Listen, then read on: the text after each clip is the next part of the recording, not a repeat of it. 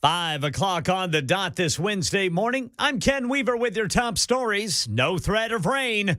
Full forecast and traffic in 5 minutes. Right now in Tennessee, the statewide manhunt for the Laverne police officer shooting suspect is over. Channel 4's Ryan Breslin at the scene where police say the estranged son of Metro Police Chief John Drake Jr., died of a self-inflicted gunshot wound happening in the Edgewood area. Metro Police say that this manhunt all came to an end when John Drake Jr. held two people at gunpoint on Antioch Pike, stole their car, then drove over here to 15th Avenue South where he crashed that car and then ran off. Now, Metro Police say that this was just after 6 o'clock last night and say Drake ran from the Chrysler he crashed and into a shed behind a home. As first responders surrounded the shed, they say they heard a gunshot and found Drake dead inside. TBI special agents will investigate and await a full autopsy report. Right now in Williamson County, Ken Moore wins another term as mayor of Franklin. This is a great victory for Franklin, Tennessee. The people of Franklin have spoken and said, we're not going to put up with that divisiveness, hate, anger that we've seen during this election. Voters rejected Ken Moore's challenger, Gabrielle Hansen, who had support of self-proclaimed neo-Nazis. Tennessee's among 42 states suing Facebook's owner Meta, alleging the social media giant actively harmed young people's mental health. Many teens go to social media to get support with their friends, and yet they end up staying on it so long they feel worse. That's Stanford physician Delaney Rustin. Meta has said it's offering more resources to keep children safe online and argues that the lawsuits improperly seek to regulate content. Right now in our nation's capital, Republicans elected Louisiana Congressman Mike Johnson as their speaker nominee. He faces a full House vote today. Republicans in the House are projecting unity after selecting Louisiana Congressman Mike Johnson as their nominee for House Speaker. Johnson getting 128 votes, but 44 Republicans voted for others, including Kevin McCarthy, who was ousted from the job 3 weeks ago. That's Ike Jaichi reporting. Israel-Hamas war update. More American air power arriving in the Middle East, including F-16s from the New Jersey Air National Guard, a group known as the Jersey Devils. Market Numbers Report brought to you by Beacon Capital Management. Online at beaconcm.com. Here's Daria Albinger. Stocks rose on some better than expected earnings. The Dow jumped 205 points. The Nasdaq added 122, and the S&P rose 31. Earnings season rolls on with Verizon and other big companies announcing fatter profits for the summer than expected. The pace is picking up for the reports, and the hope is that the S&P 500, the broadest of the indices, will report its first growth in a year. That's important for the stock market, which has slumped under the weight of higher bond yields. The 10-year is up slightly, but it's still below 5%. After the closing bell, we got reports from some tech giants, Microsoft, Alphabet, and Snap, all reporting third quarter numbers which beat analyst expectations. First it was Ford, then Stellantis. Now a General Motors factory has been added to the list of plants where the United Auto Workers is on strike. About 5,000 workers walked out of GM's factory in Arlington, Texas, which makes big SUVs like the Chevy Tahoe and the Cadillac Escalade.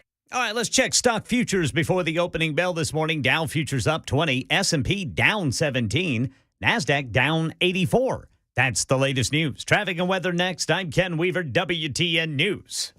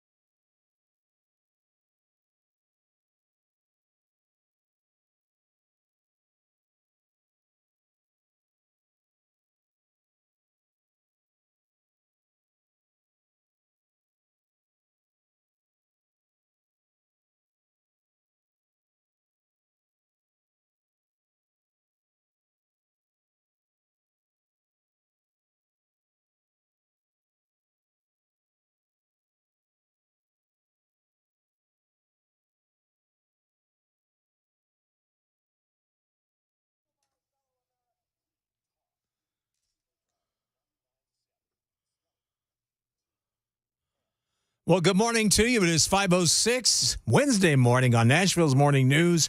No, I am not Dan Mandis. Dan is taking some time off. Hopefully be back soon.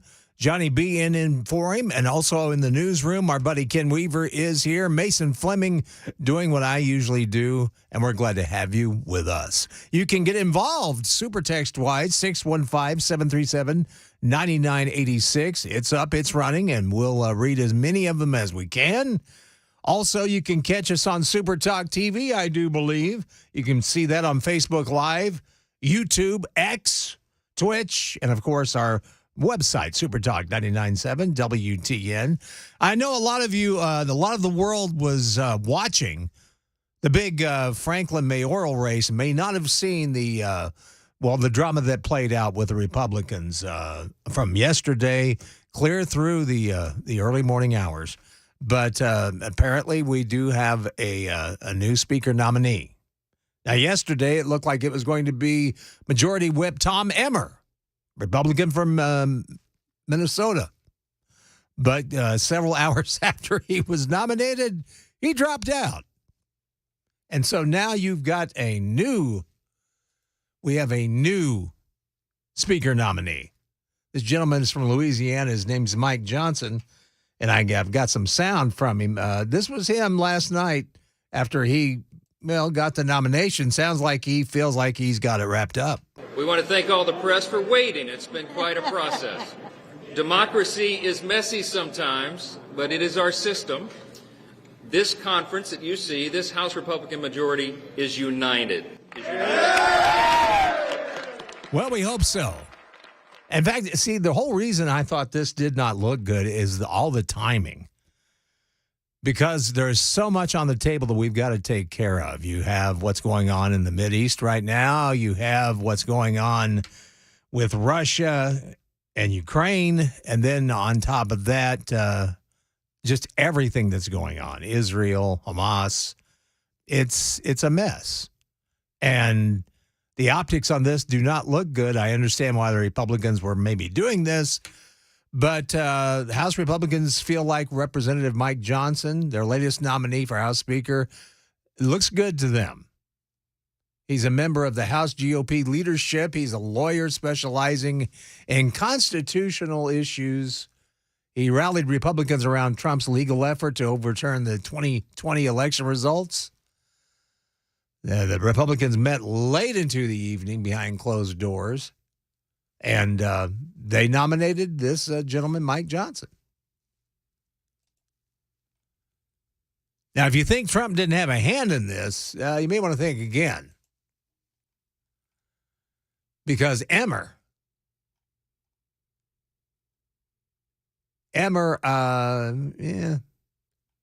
wasn't a big choice of Donald Trump's, by the way. In fact, this is what he wrote on Truth Social yesterday. He said, I have many wonderful friends. Wanting to be Speaker of the House, and some are truly great warriors. He said, Rhino Tom Emmer, who I do not know well, is not one of them. Well, I think starting out Rhino should tell you that he wasn't big on Mike Emmer. Anyway, so to say that Trump doesn't have any kind of hold over the Republican Party or any kind of, I don't want to say hold, but influence. Let's use that word. I think that's pretty misguided because he likes Mike Johnson. And in fact, Tim Burchett, who is one of my favorites, he's, of course, out of East Tennessee. He said, my wife and I were talking, and I said, if we can get somebody like a Mike Johnson, we would be very fortunate. He also added, he said, I think he would be an excellent choice because, he's kind of a goober, and I dig that about him. He said, we have an old saying in East Tennessee, he's cleaner than a hound's tooth. I love Burchett. If he likes him, I'm going to take a good look at him. He was one of 8 House Republicans who voted to oust House Speaker Kevin McCarthy, Burchett was. He said Johnson brings something to the table that's lacking in Washington. Another Republican out of Texas, Representative Michael Cloud, said that Johnson is a capable and good man. He said, I think it was important to make sure we got the right person for the American people. He also, Johnson has support of Majority Leader Steve Scalise, the number 2 House Republican who has tapped as McCarthy's original replacement. According to Scalise, he said Mike's honest, hardworking, principled, great man. He will make a great speaker. I look forward to continuing to work with my good friend to get this country back on track and deliver results for American families who deserve better from Washington. That's according to Scalise's statement. And I hope to God they do. Because if there's any time the Republicans have a chance to do something, now's that time. And now's the time to really get to work and really start solving some problems. And I know a lot of folks wanted a fighter. I've heard them say this on Red Eye Radio, too. And I have to agree with it. I do like fighters. Why did we vote for Donald Trump? Well, the big reason Donald Trump got through was that he was saying everything. He was saying everything he was zeroing in on issues that bothered all of us, that spoke to the heart of most Americans, working Americans. And we had not heard any politician talk like that in some time, if ever. If ever. That's what made Donald Trump so appealing, was that this was something new. This was somebody that actually was going to do something. And in fact, when you look at, take illegal immigration, for example, Donald Trump has been the only president in my time that has really ever done anything about the border and was doing something right, understood what the border was for. And that's what the Republicans need to do now. And hopefully Mike Johnson will be a great speaker. Because when you're speaker, you have to convey to people that are, well, not on your side, on why your plan works. And you're not going to get that with somebody that's a firebrand. You've got to have somebody that's a good negotiator. Another reason Donald Trump was so appealing to people. Say what you will about the man, he's a good negotiator. And unfortunately, that's the way politics, the world of politics is. That's the way Washington is. It's all deal making. But we need somebody in there strong, somebody that's fair. And this guy, he's definitely conservative. Mike Johnson is definitely conservative. I've looked over everything about him. But what will he bring to the table? We'll find out more. 5:15, time to check the roads from the Paul Winkler WTN Traffic Center.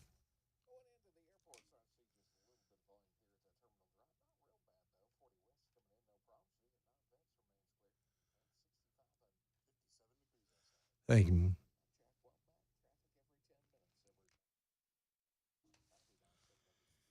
Thank you, Jack. Looks like we're going to have another partly cloudy day. It's morning. This is the time of the year where you don't know how to dress because it's cold in the morning, and by the afternoon, like this afternoon, we're getting up to around 80 degrees with partly cloudy skies. Right now, 56 degrees on Nashville's Music Row at Super Talk 99.7 WTN. The Super Talk is going to continue all day, by the way. It doesn't end right here. No, in fact, there's no reason to change the dial. Just keep it there all day. You've got, of course, Nashville's Morning News right now. 9 o'clock this morning, Chris Hand comes in. At 12 noon, Murphy's Show hits the airwaves. And for your ride home, The Drive with Brian Wilson on Super Talk 99.7 WTN. So we have a new Speaker of the House in the Republican Party, Mike Johnson. And as I was saying, did a lot of reading up on this dude. Speaker designee. All right, Speaker, thank you. Speaker designee. There you go, brother Johnny B. I appreciate that, Ken Weaver, keeping me honest when I'm trying to wake up. But anyway, yeah, Speaker designee Johnson. He's a very interesting character. He is very, very conservative, which should make a lot of you happy. He seems to be a great supporter of Donald Trump, which is probably why Trump was anxious to get him in.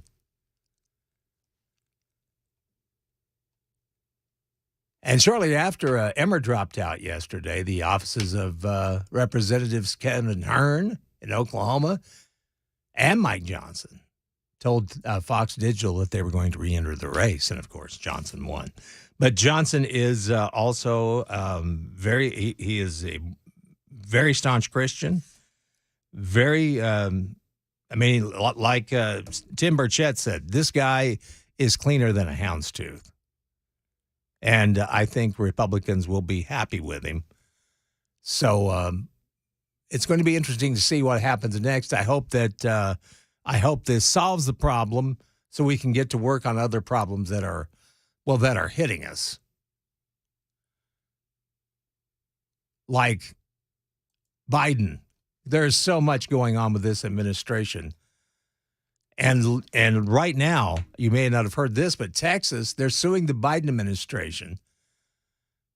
They're seeking to stop federal agents from cutting the state's razor wire that has gashed or snagged illegal immigrants as they've attempted to enter the U.S. from Mexico at the Rio Grande. The lawsuit was filed in federal court yesterday in Del Rio. Attorney General Ken Paxton, he accusing the Biden administration of undermining the state's border security efforts. He said Texas has the sovereign right to construct border barriers to prevent the entry of illegal aliens. State authorities, they started rolling out miles of the concertina wire in May before the end of Title 42, which was a temporary emergency health authority used to turn illegal immigrants back during the pandemic. Sharp wire was deployed in areas of high traffic through the Rio Grande at the border near such locations as Brownsville and Eagle Pass, Texas. Migrant and environmental advocates quickly raised concerns over the damaging effects of the razor wire, which were also raised internally by those charged with enforcing its use. State trooper and medic described the use of their border tactics as inhumane in July when he sent an internal complaint documenting cases of lacerated and injured illegal immigrants. Texas is alleging the practice of cutting through the wire has increased recently when thousands of illegal immigrants waded through the river into the area of Eagle Pass in late September. The Department of Homeland Security didn't respond to a request for a comment on this lawsuit. The razor wire is just part of Texan Republicans Governor Greg Abbott's 2-year effort to try to block illegal immigrants, from crossing the state's 1,200-mile border with Mexico. This is a problem that's just getting far and far worse as the days goes on. That's why it's so important. And that's why it's so important right now that we have to fight the good fight. And hopefully now with Republicans, hopefully Mr. Johnson will become the speaker and we can get back to business as usual and start solving some of these problems that we have. Well, we're going to turn things a little lighter coming up at 35 after with the Gang of Three Amigos. Want you to hang around for that. Plus, we have a lot more to cover. Of course, the Franklin mayoral race, according to Channel 4 yesterday, that's where all the eyes of the world were at. We'll talk about that as well. There's so much in the news to talk about, and we want to talk about it with you. It's 5:21. You're listening to Nashville's Morning News. Johnny B. in for Dan Mandis this morning. Back with more coming up on Super Talk 99.7 WTN. Hey everybody, Dan Mandis with Nashville's Morning News on WTN. I'm here at the Nashville Rescue Mission doing the interviews that I look forward to doing every single year. These are incredible stories of people who have had amazing recoveries. Thanks to this amazing facility, they are able to get clean and lead a more productive life. The date of our annual radiothon is going to be Monday, November 20th. Listen in and please donate. You can get more information at 99.7 WTN, including a link to the website for Nashville's Rescue Mission.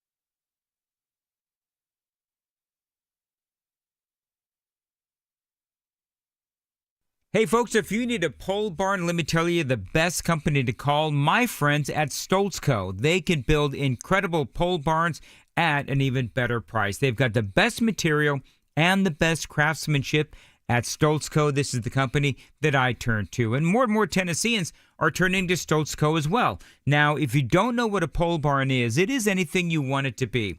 It can be a classic tool and work barn. It can be a garage. It can be a place to live. A pole barn is practical, efficient, and flexible, and a pole barn from Stoltz Co.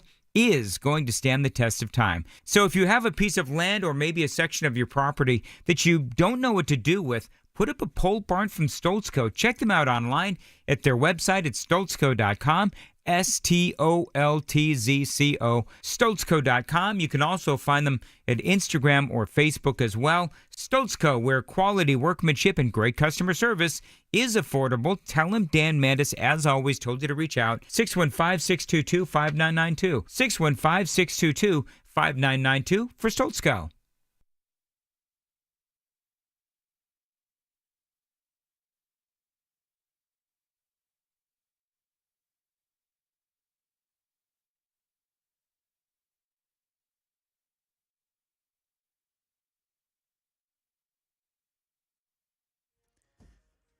Gunfire inside a busy restaurant in Nashville. Victims help subdue the suspect.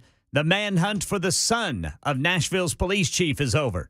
Franklin voters have spoken. Another speaker nominee in our nation's capital. And more countries are sending military hardware to the war zone near Israel. These stories and more at 5:30 on Super Talk 99.7 WTN. Thank you, Brother Ken. It's 528 Super Talk 99.7 WTN. Nashville's morning news, and of course, things are going to lighten up a little bit at 35 after.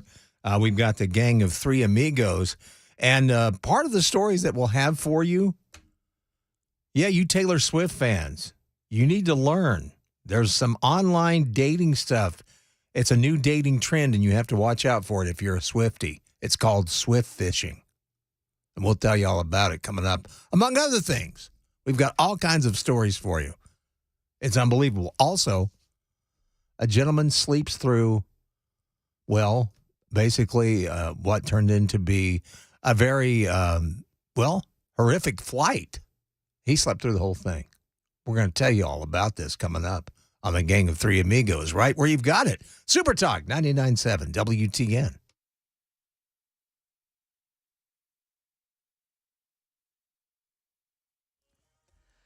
5:30 on the dot. I'm Ken Weaver with your top stories. No threat of rain today. Full forecast and traffic in 5 minutes. Right now in Tennessee, we're getting reports of at least one person injured when a man opened fire inside a busy Waffle House in Donaldson. This is the one on Stewart's Ferry Pike around 12:40 this morning.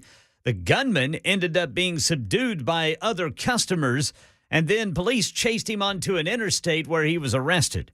Here in Nashville, the manhunt's over. Police say Metro Police Chief John Drake's estranged son, John Drake Jr., shot himself and died as first responders closed in on him as he was hiding in a shed.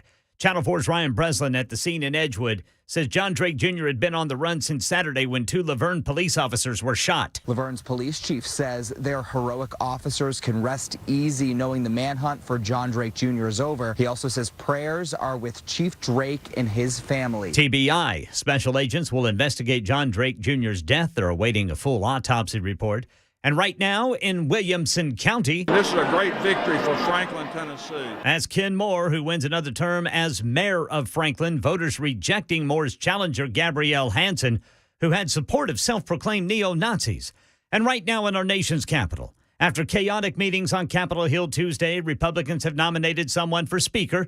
They seem to be able to rally around. Jay O'Brien reports. It took Republicans 12 hours to finally coalesce around a Speaker nominee, Mike Johnson of Louisiana. Tom Emmer, the number 3 Republican in the House, dropping out because he couldn't get the votes that he would need to win on the House floor in a vote. Yeah, floor vote later today for Mike Johnson. Israel-Hamas war update. Andrew Dembert says day 19 and new threats from Iran. The Pentagon revealing 13 attacks on U.S. military bases in Iraq and Syria in the last week. with dozens of minor injuries. An Iranian-backed militant group claims U.S. bases in the United Arab Emirates and Kuwait will also be targeted in response to the Israel-Hamas war. And now Australia sending in 2 additional transport planes to the Middle East, they say, in case an evacuation becomes necessary. That's the latest news. Traffic and weather next. I'm Ken Weaver, WTN News. When the weather gets cold, you need to be able to count on your really are HVAC. passionate about our state. It's so beautiful, and we just want people and all Tennesseans to help us keep it that way. We really want to make sure that, our beauty, and from, west to east to even middle Tennessee, we want to make sure it's nice and clean for everyone to enjoy. I like to get people to volunteer and to get out there and keep our world clean, man. Litter's disgusting. No one likes it. That's right. Yeah, if you ask my wife, I've always said, keep Tennessee beautiful. That's kind of been, I think I found a T-shirt or something a long time ago. It's that marketing. Yeah. Really good job. It's like, yeah. I like that. Yeah. I mean, there's no sense in throwing your trash out the window or when you're hunting or fishing, leaving the trash there on the bank or whatever. It's not worth it. Currently, there are 88 million pieces of litter on Tennessee roadways at any given time in this state. Wow. And TDOT currently spends $23 million on picking up the litter, educating about the litter. The Nobody Trashes Tennessee campaign, there's some great videos out there. And I was watching the litter lessons and the show and get to know the Red Plastic Cup. Tell us a bit about the campaign and some of those characters. That's pretty neat. So Red Plastic Cup, he thinks he's a movie star. He thinks he's just the greatest thing ever. So he started off with a talk show, and then he got a movie. And in our movie, he got more characters, and we had experts, water quality expert was Sal, the smallmouth bass. Yeah. And his bodyguard is Trash Squatch. And if we can go into Trash Squatch a little bit too, but love Trash Squatch.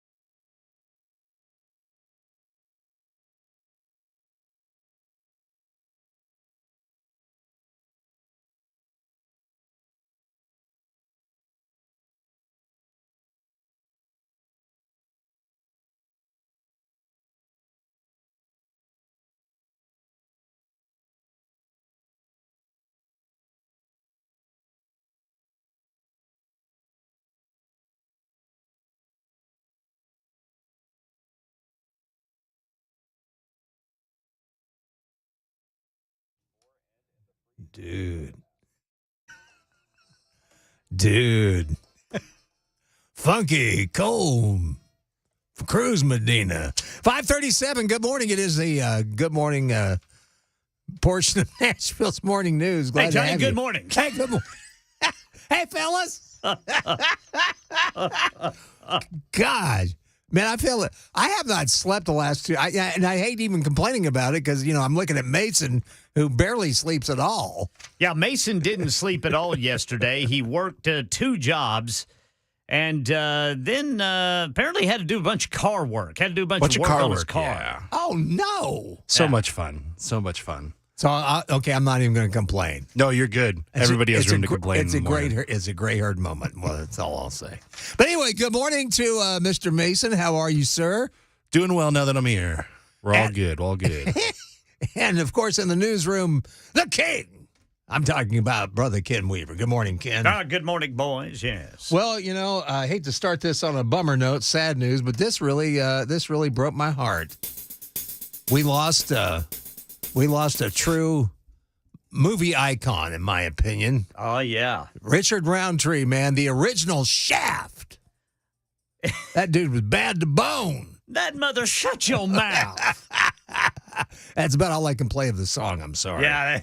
This is the new. See, for all of you that used to, when we worked on the Phil Valentine show, y'all used to love the music I would play. Well, if it were today, I wouldn't be able to do that. Yeah. Those days are done. Yeah. I got some cuts from that movie. Oh, do you? You got some cuts? Here's a Shaft clip. Oh, cool. Go ahead. Richard Roundtree. You got problems, baby? Sorry, I can't make it. You got problems, baby? Yeah, I got a couple of them. I was born black, and I was born poor. There you Shaft. Shaft, man. Wait a minute, Shaft. Got no use for no dirty postcards, Vic. Get off my back, huh? I just want to talk to you. Yeah. You get in trouble, you just want to talk to Shaft. That's right. You better make sure you're nice. Shaft will take care of business. I'm telling you, man, even though I love Samuel L. Jackson, Richard Roundtree, man, he was Shaft. Yeah. Sorry. He was the man for that job. Yes, he was. Absolutely. What a cool dude. But hope he rests in peace. He certainly earned it. Yeah. Now, on to some other news. I know we have a lot of Taylor Swift fans out there. Well, if you're a Swiftie, you have to be careful out there if you're going to these dating sites because there's a new dating trend. It's called Swift fishing. Swift fishing. Yes. Okay, and that's PHISHING, right? Well, that's not what they have here, but I'm sure that's what it should. Swift. Catch fish fast. Yeah. With Taylor Swift. Go fishing with Taylor Swift.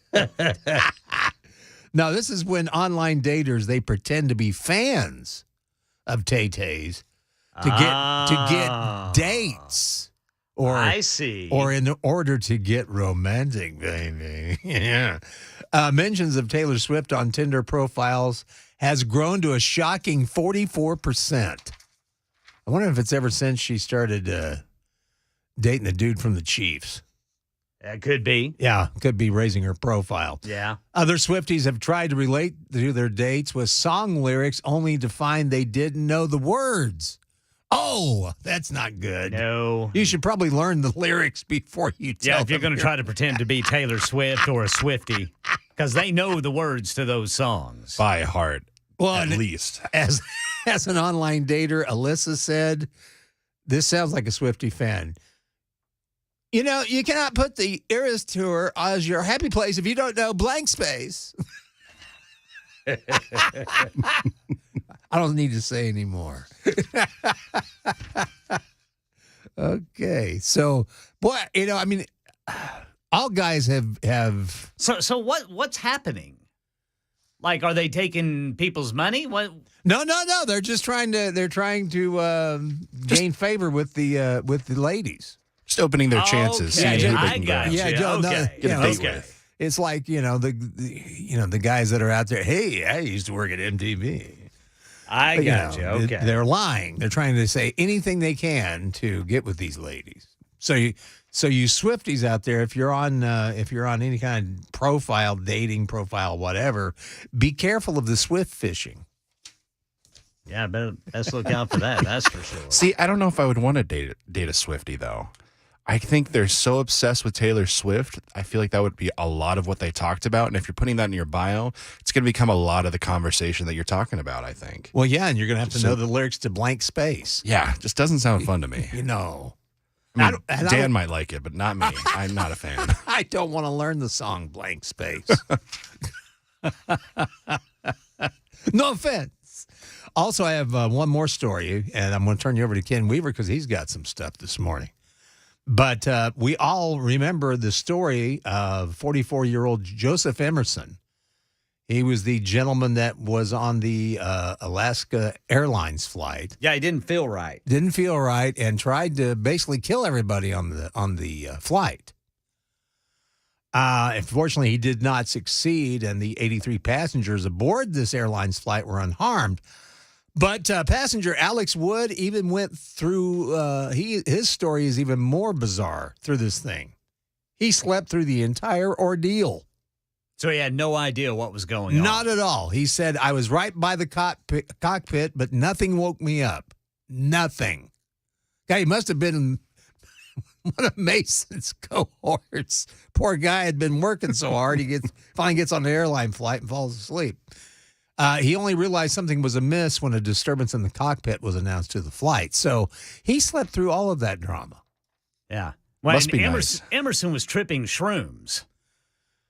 That's right, he was, wasn't he? Yeah, he'd was that decided to take some shrooms before he got on the plane. And two, you got to think, since they're higher up, air's going to be a little thinner. Yeah. Yeah. High on all regards. Started having a bad trip. I bet apparently. He did. And decided that, his words were, I'm not right. And then he reaches for the fire alarms. Oh, no. Which would have shut the engines off midair. Oh, no. Which isn't a problem if you're in full flight. Like, if you're 6 miles in the air, apparently that's not as bad as if you are low. Right. Apparently this plane it had just taken off. It hadn't been long since takeoff. And shutting the engines off at low altitude is a bad deal. So, I don't know what was going on with Joseph and his mushroom trip, but I guess maybe he thought there was a fire. I don't know. I don't think taking shrooms and getting in a giant metal cylinder 30,000 feet in the air sounds like a good idea. No, it's not a great idea. Now, I will say this. He wasn't going to fly. He was just on board going someplace. He just happened to be an off-duty pilot.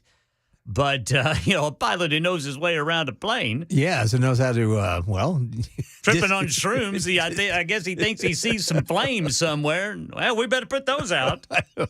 I had a William Shatner moment. Yeah, exactly. Glass of water, please.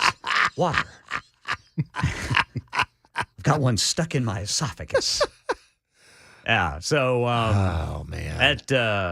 Apparently it was the way they handled it is nobody in the cabin really knew exactly what was going on until they brought Emerson out and his hands were zip tied.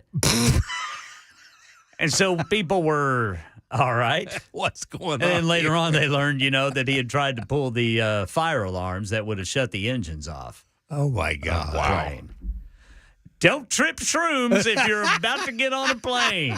Especially if you're a pilot. Please. Especially if you're a pilot. Hey, folks, if you look over to the left, wow, look at that. Yeah, Let's get a closer look. They said dinosaurs were fake. He's right out the window. Speaking of dinosaurs, and then I'll turn it over to you, Ken. Did you hear about this, what they called it, an emotional support alligator? Yeah, I've seen that. Old Wally? Yeah, a little Wally. Yeah, old Wally, 6 foot long, 55-pound alligator. They thought he was 55 pounds? 55 pounds. Wow. He and his human companion were trying to get into a Phillies game, and they were turned away because they said that's going a little far with the emotional support animal. But the thing is, Wally's not a support animal. He was invited to meet the Phillies. Oh, That was the interesting. whole He was the reason. guest of honor. He was the guest of honor. He was supposed to be there, but they threw him out. Yeah. Wally apparently is very popular. He's 8 years old.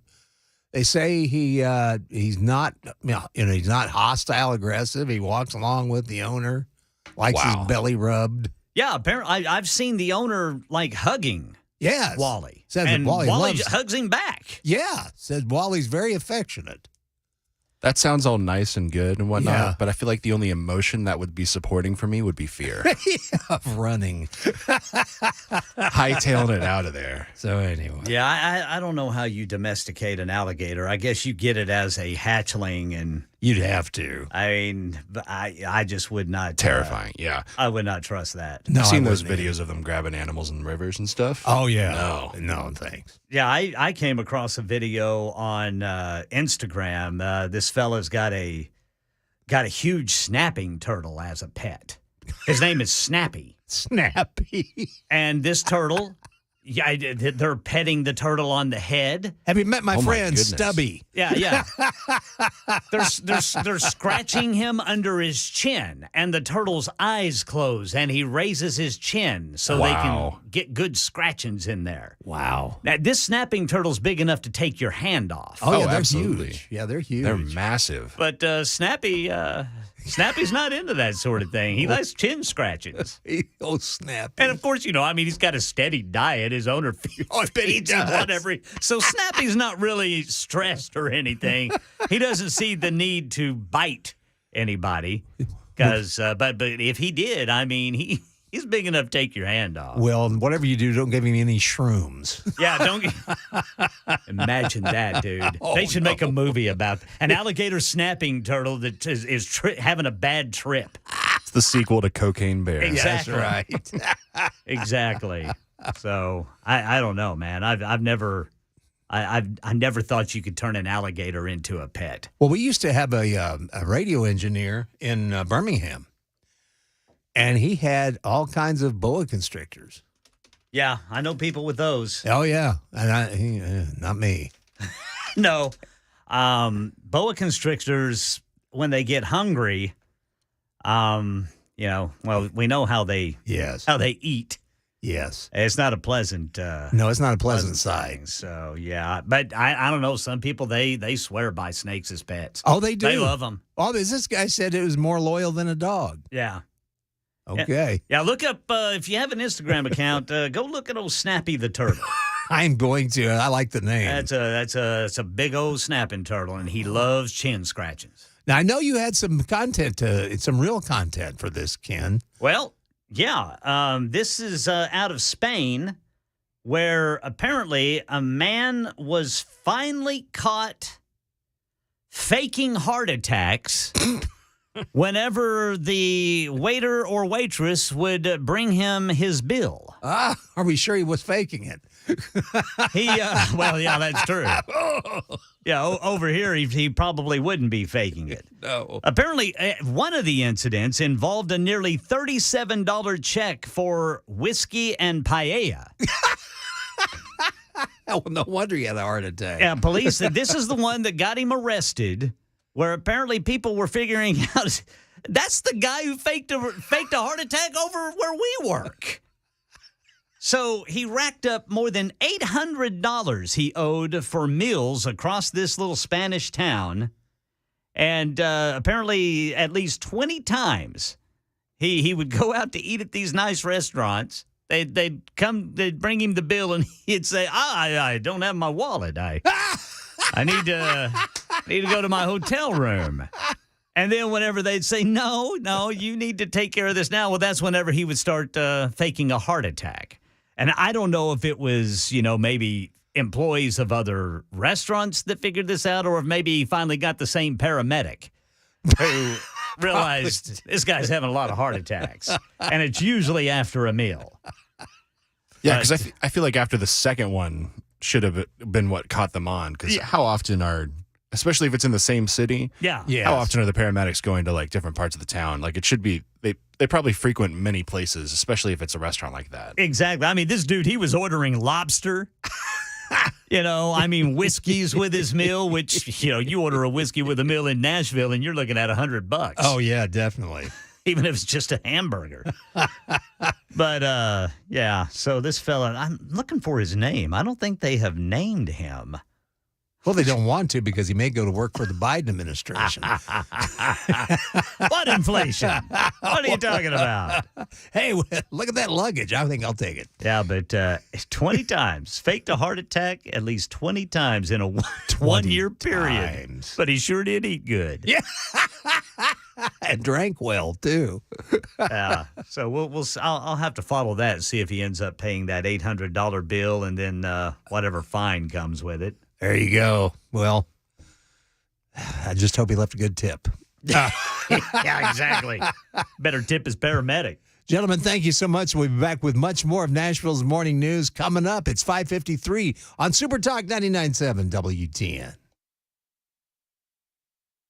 Hi, I'm Paul Winkler. There was a recent study by J.D. Power looking at how happy investors were with their advisors, and it wasn't pretty. What they found was only 11% of the respondents said that they were getting comprehensive financial planning, that the fees were clear, and that they felt that the advisor was acting in their best interest. Not a good picture, 11%. Now, one of the things that we do is we do comprehensive planning. We fit all of those bills, number one. But one of the things I want to talk about is in the financial planning process, what I think it ought to look like and what is available that people aren't getting. And one of the things is called probability analysis. So in essence, this is what we're talking about. We're trying to accumulate money for retirement, put money aside, hoping that we'll have enough so that we can have income throughout retirement. And what we find is that people have Social Security, they have pensions in their financial plan, and they also have investments. Now, with their investments, we want to do something very specific that it really requires quite an academic background to do this. And this is where we look at the cost of capital of the various things that you own in your investment portfolio. It sounds scary, it sounds really detailed, but here's the idea. Is if we look at various asset classes like large stocks and small stocks and large value and bonds and so on and so forth, we know the expected return or the cost that these entities have to pay to use your money. So we can come up with an expected return of the portfolio. We can also come up with what's called standard deviation, or how much that portfolio return may deviate from the expected return. Now that's a whole other video, but what I want to do is show you how we use this. If I look at a financial plan and I say, well, you got this area, this area, this area, what I can do is I can say, well, based on when you want to retire, this is how much income you can take, and here's the likelihood of being able to have this income survive throughout your entire life. And the way it works is this. If I take a portfolio and I say, there's the expected return, I can look at history and say, well, the way your portfolio is designed, how might your 1-year returns vary from the expected return, the long-term expected return? Well, what we know from academic research is that portfolios well designed and properly managed in ways that I can't get into right now, it's too complicated, portfolios actually close in an expected return, but we don't know what the short-term returns are going to be. So what we do is we project out and say, well, what if the return that happened in 1936 is followed by the return that happened in 1975, which is followed by the return in 1995, or what if it's reversed? What if they happen in different orders? And we can do 1,000 iterations, different variations on when those and how those returns may come in. And what that does is, because we can't predict the future, what return is going to follow the other, we can figure out, is it likely that we are going to be able to take the income that we need throughout retirement from this portfolio? And if not, how can we rearrange the furniture or the portfolio to give us a higher likelihood of success? And we look at life expectancies, we look at a lot of different things, but this is what is available to people that they're not getting from the financial planning community. If you want to know more, go to paulwinkler.com, set up a free 15-minute phone call, paulwinkler.com, and come in and find out more about what we do.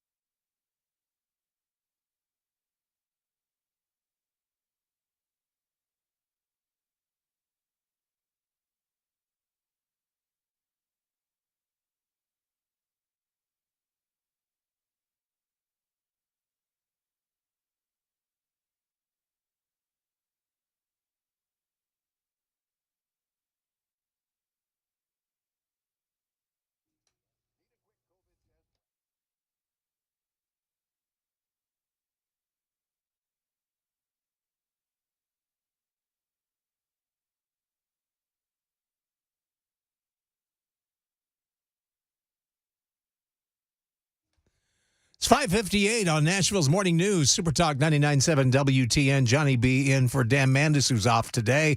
Coming up next hour, looks like Trump is leading in the polls. We'll tell you more about that and the reasons that may be behind why this is happening. That's all coming up next hour, starting up at 6:05. Super Talk 99.7 WTN.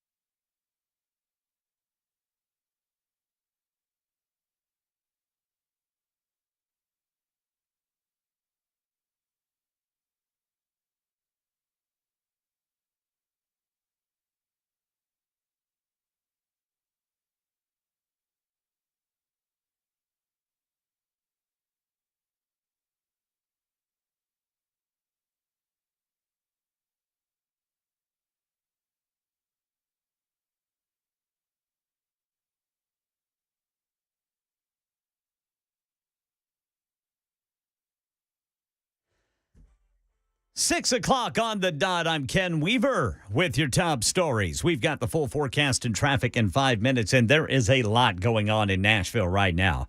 The crime scene still active over at the Waffle House in Donaldson, Stewart's Ferry Pike, where police say a man opened fire around 12:30 this morning.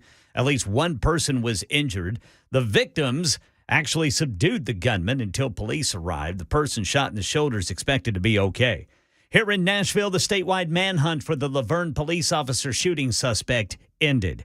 Channel 4's Ryan Breslin at the scene where police say the estranged son of Metro Police Chief John Drake Jr. died of a self-inflicted gunshot wound in the Edgewood area. Metro Police say that this manhunt all came to an end when John Drake Jr. held two people at gunpoint on Antioch Pike, stole their car, then drove over here to 15th Avenue South, where he crashed that car and then ran off. Now, Metro Police say that this was just after 6 o'clock last night and say Drake ran from the Chrysler he crashed and into a shed behind a home. As first responders surrounded the shed, they say they heard a gunshot and found Drake dead inside. TBI special agents will investigate and await a full autopsy report.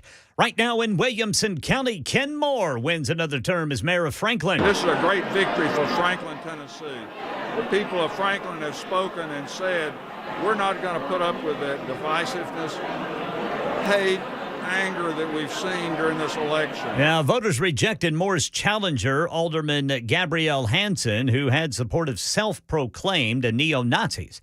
Tennessee is among 42 states suing Facebook's owner Meta, alleging the social media giant actively harmed young people's mental health. Many teens go to social media to get support with their friends, and yet they end up staying on it so long they feel worse. That's Stanford Dr. Delaney Rustin, who says Meta says it's offering more resources to keep children safe online. Meta argues that the lawsuits improperly seek to regulate content. Right now in our nation's capital, Republicans elected Louisiana Congressman Mike Johnson as their speaker nominee. He faces a full House vote today. Israel-Hamas war update. More American air power arriving in the Middle East, including F-16s from the New Jersey Air National Guard, a group known as the New Jersey Devils.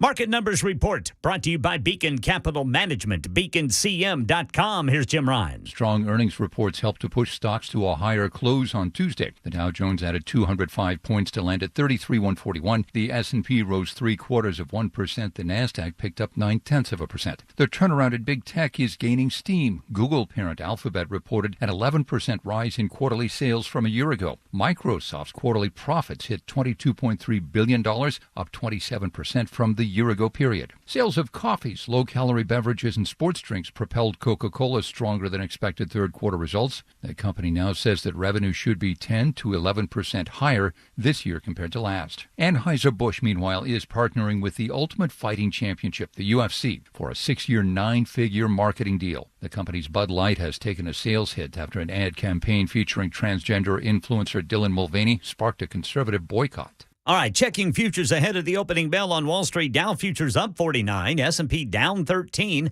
NASDAQ down 77. That's the latest news. Traffic and weather next. I'm Ken Weaver, WTN News.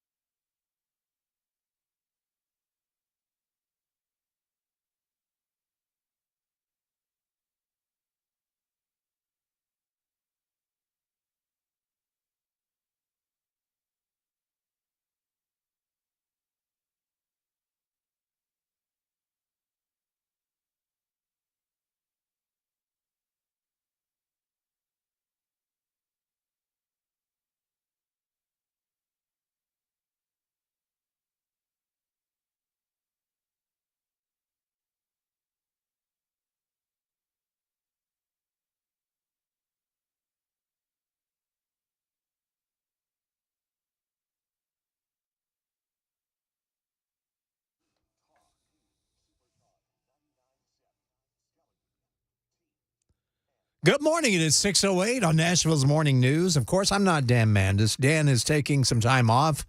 Hopefully be back soon. Johnny B in his place, along with Ken Weaver in the newsroom, Mason Fleming in my usual spot.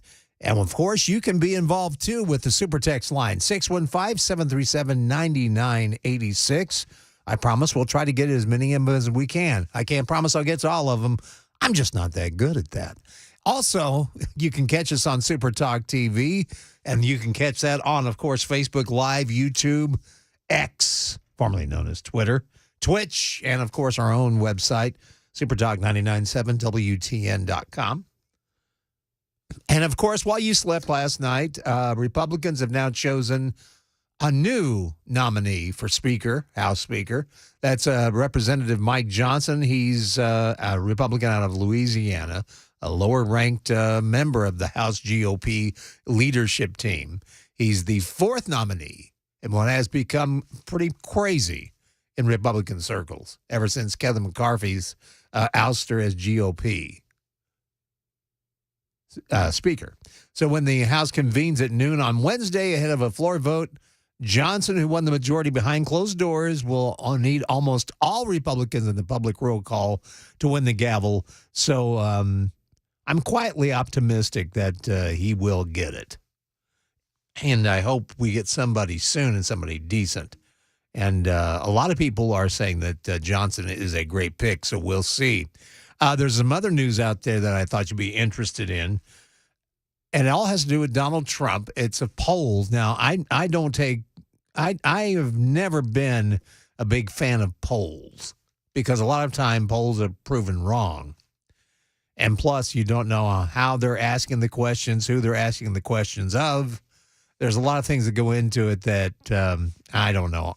I've never been a big man on polls. But they say, looking to the 2024 presidential race, Donald Trump is ahead where it counts in electoral votes. They say national polls show a dead heat, but it does not tell the whole story.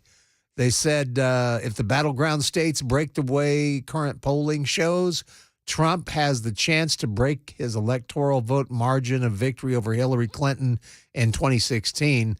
All this could occur regardless of how the popular vote plays out next November. And despite the numerous well-publicized criminal and civil indictments against him. In fact, it seems like any time they go after Donald Trump, his approval rating gets bigger. He gets more money thrown his way from supporters. On October 19th, Bloomberg Morning Consult released a series of polls in 7 battleground states: Arizona, Georgia, Michigan, Nevada, North Carolina, Pennsylvania, and Wisconsin. And although Trump's lead is within the polls' margins of error, he leads in 5 of the 7 states. In the other 2, he's tied in Michigan and trails by just 3 percentage points in Nevada. So right now, the way polls are starting to look, Trump is gaining traction. And it doesn't surprise me. I voted for Donald Trump. I'm not a huge fan of Donald Trump. And I say that just so I don't get accused of being in the cult. Because that's how they try to paint you if you vote for this guy. The reason I voted for Donald Trump, and as I tell people they can't believe I have, I'll say it the same way every time. I'm sorry, he's the best choice we have. And he still is. He still is. In spite of some of the character traits I don't care for, he is the best choice that we have. And I think what really drives this home is what we're seeing with this administration, especially when it comes to illegal immigration. Illegal immigration is now becoming a major topic with a lot of Americans because it's not just at the southern border anymore. It's all over the country. Joe Biden has opened up the spigot, and now not only are border states in the South having to deal with illegal immigrants taxing their system. Now it's places like New York, Chicago, places that were quote unquote sanctuary cities. And in fact, Anthony Blinken, who is Biden's foreign policy chief, he says Americans must give foreigners the opportunity to migrate into their U.S. homeland. He's basically saying that we have to give them an opportunity to do that. He was speaking at Rice University's Baker Institute for Public Policy in Texas.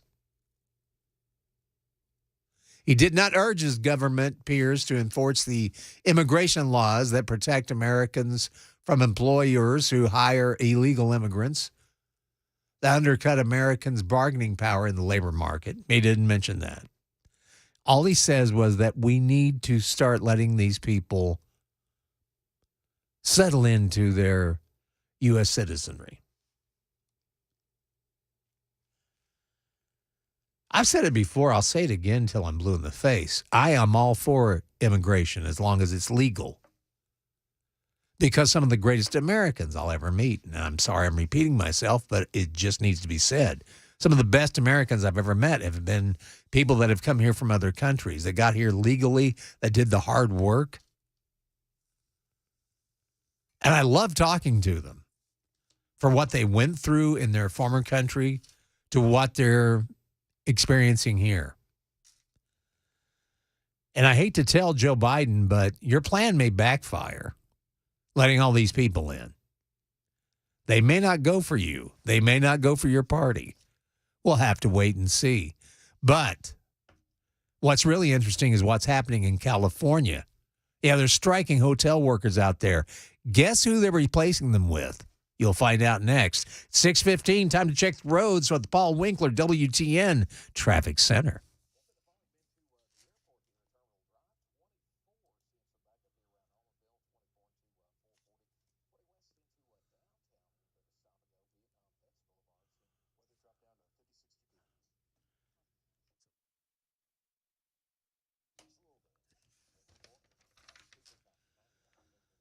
Thank you, Jack. It's going to be partly cloudy today. The high will be near 80 degrees once again. 56 right now on Nashville's Music Row. I do believe the naked statues are shivering.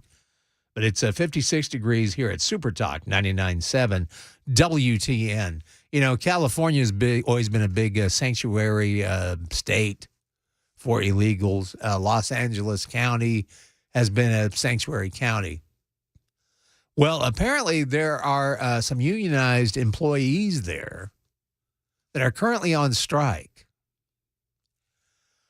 And reports that they're getting, and the district attorney's office there has opened up an inquiry into the claims that with these workers currently being on strike, the newly arrived border crossers and illegal aliens are taking the jobs. Yeah, you heard me right. The local hotel workers in Los Angeles are on strike. The union that represents them is accusing hotels of replacing the striking workers with newly arrived border crossers and illegal aliens, specifically those living on Skid Row.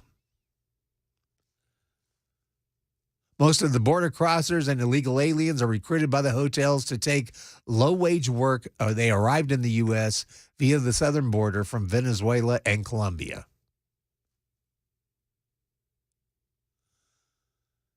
And they say that since the more than 15,000 workers began their intermittent strikes at about 60 southern hotels in early July, employers have been replacing those union members with managers and temporary workers recruited through apps such as InstaWork, staffing agencies, and other means.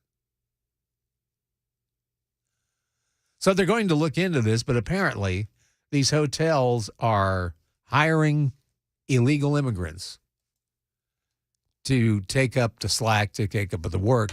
And I guarantee you the people that are striking, they won't get what they want, and they'll end up jobless.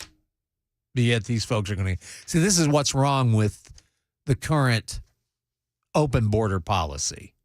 It is short-circuiting everything, and it's going to get worse. is going to get worse. But I've said it before, I'll say it again. Every problem we have in the U.S., if you look at the tentacles that are attaching to themselves to that problem, you will always find illegal immigration to be part of that problem. And we've got to do something about the border. I'm tired of hearing politicians talk about it. I'd like to see a politician do something. And in fact, they are now warning people in some southern states like Florida. They are sounding a warning that terrorists could be crossing the southern border.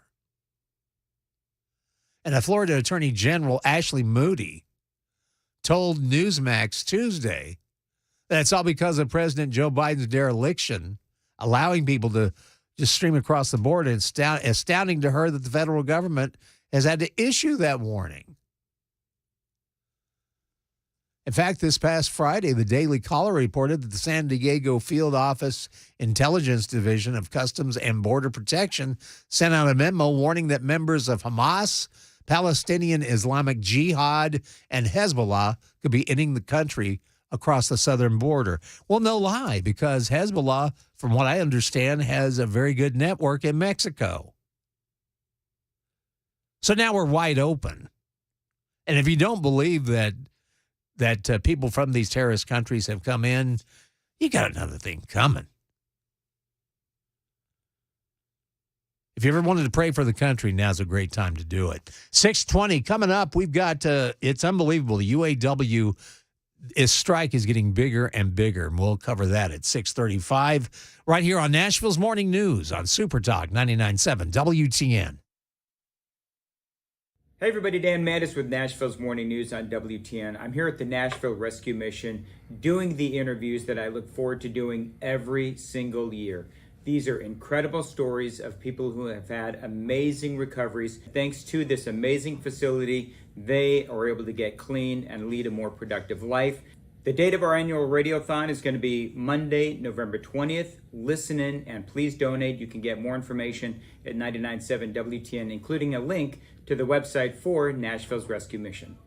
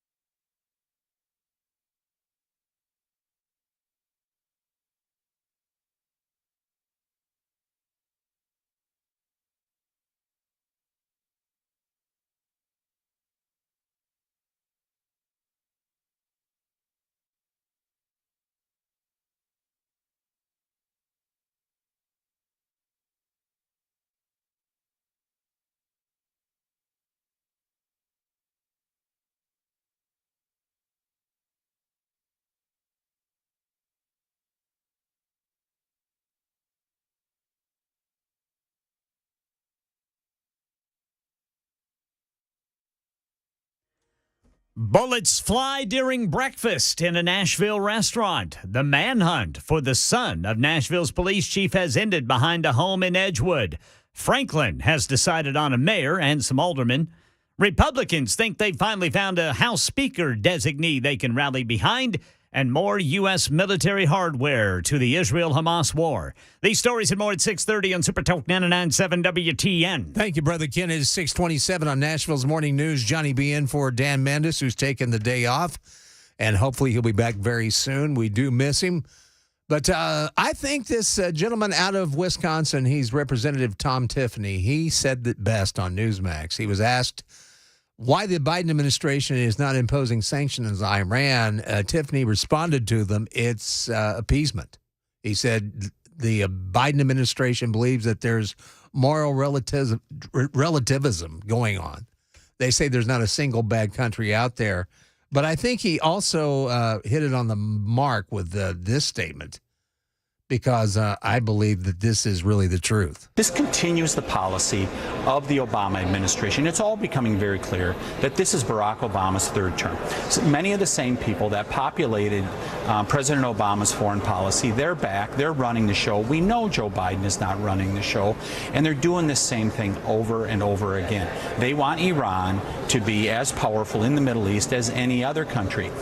President Trump took a different route, and his route was successful. I mean, look at the Abraham Accords were being signed in the final year of the Trump presidency. We haven't seen anything like it since, other than destabilization in the Middle East. That's the truth. And if you want to know why Donald Trump is now starting to do better in the polls than this current administration, this is just part of it. And if there's anywhere you can tell me where Representative Tiffany is wrong about what he said, because I think he hit it on the money. I've always called this administration the O'Biden administration, because I don't believe that Joe Biden is running the show. I really don't. And with Barack Obama still living in the D.C. area and being the type of person he is, he loves to, what we like to call a community agitator. He's not going anywhere. And I guarantee you, his hand is very strong into this administration. It's obvious. It's obvious. So I think that Tom Tiffany, Representative Tom Tiffany out of Wisconsin, is exactly right. This is Obama's third term, what he was wanting. The UAW, that strike's getting bigger. We'll be going over that coming up next. It's at 35 after we hear from Ken Weaver on the news on Super Talk 99.7 WTN.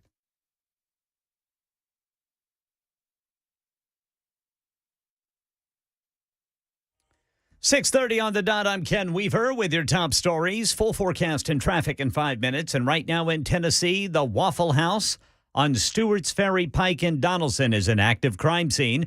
Police say a man opened fire with a gun inside the restaurant around 12:30 this morning. At least one person shot in the shoulder.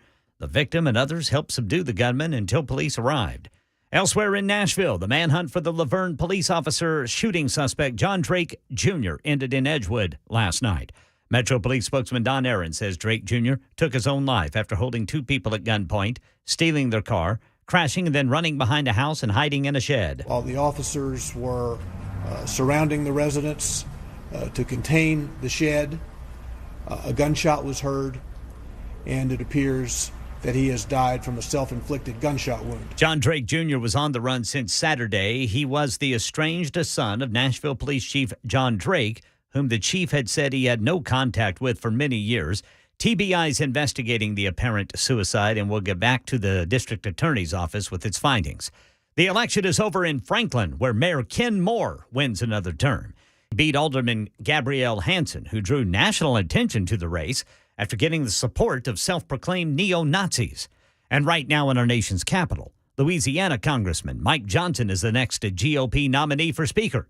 Jay O'Brien reports. Republican nominee for Speaker. He wins on the third ballot with 128 Republicans supporting him, but 44 Republicans voted for another candidate not named in the running. Full House expected to vote on the nomination today.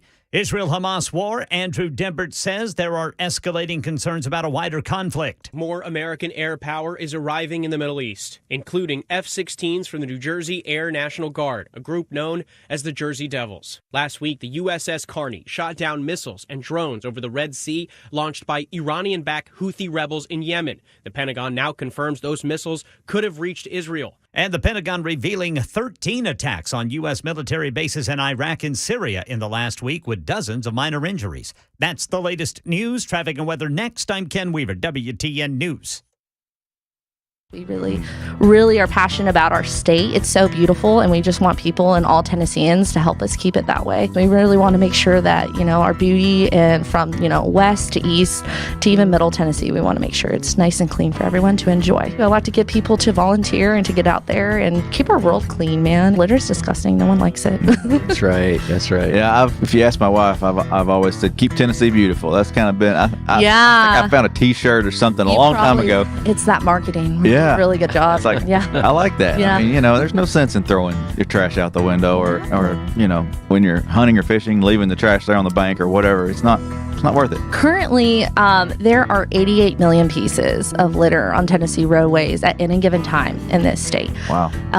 And TDOT currently spends $23 million on picking up the litter, educating about the litter. The Nobody Trashes Tennessee campaign, there's some great videos out there. And I was watching the litter, the lessons and the show, and get to know the Red Plastic Cup. Tell us a bit about the campaign and some of those characters. That's pretty neat. So Red Plastic Cup, he thinks he's a movie star. Uh-huh. He thinks, he's just the greatest thing ever. So he started off with a talk show, and then he got a movie. And in our movie, he got, more characters, and we had experts, water quality expert was Sal, the smallmouth bass. Yeah. And his bodyguard is Trash Watch. And if, we can go into Trash Watch a little bit too, but love Trash Watch.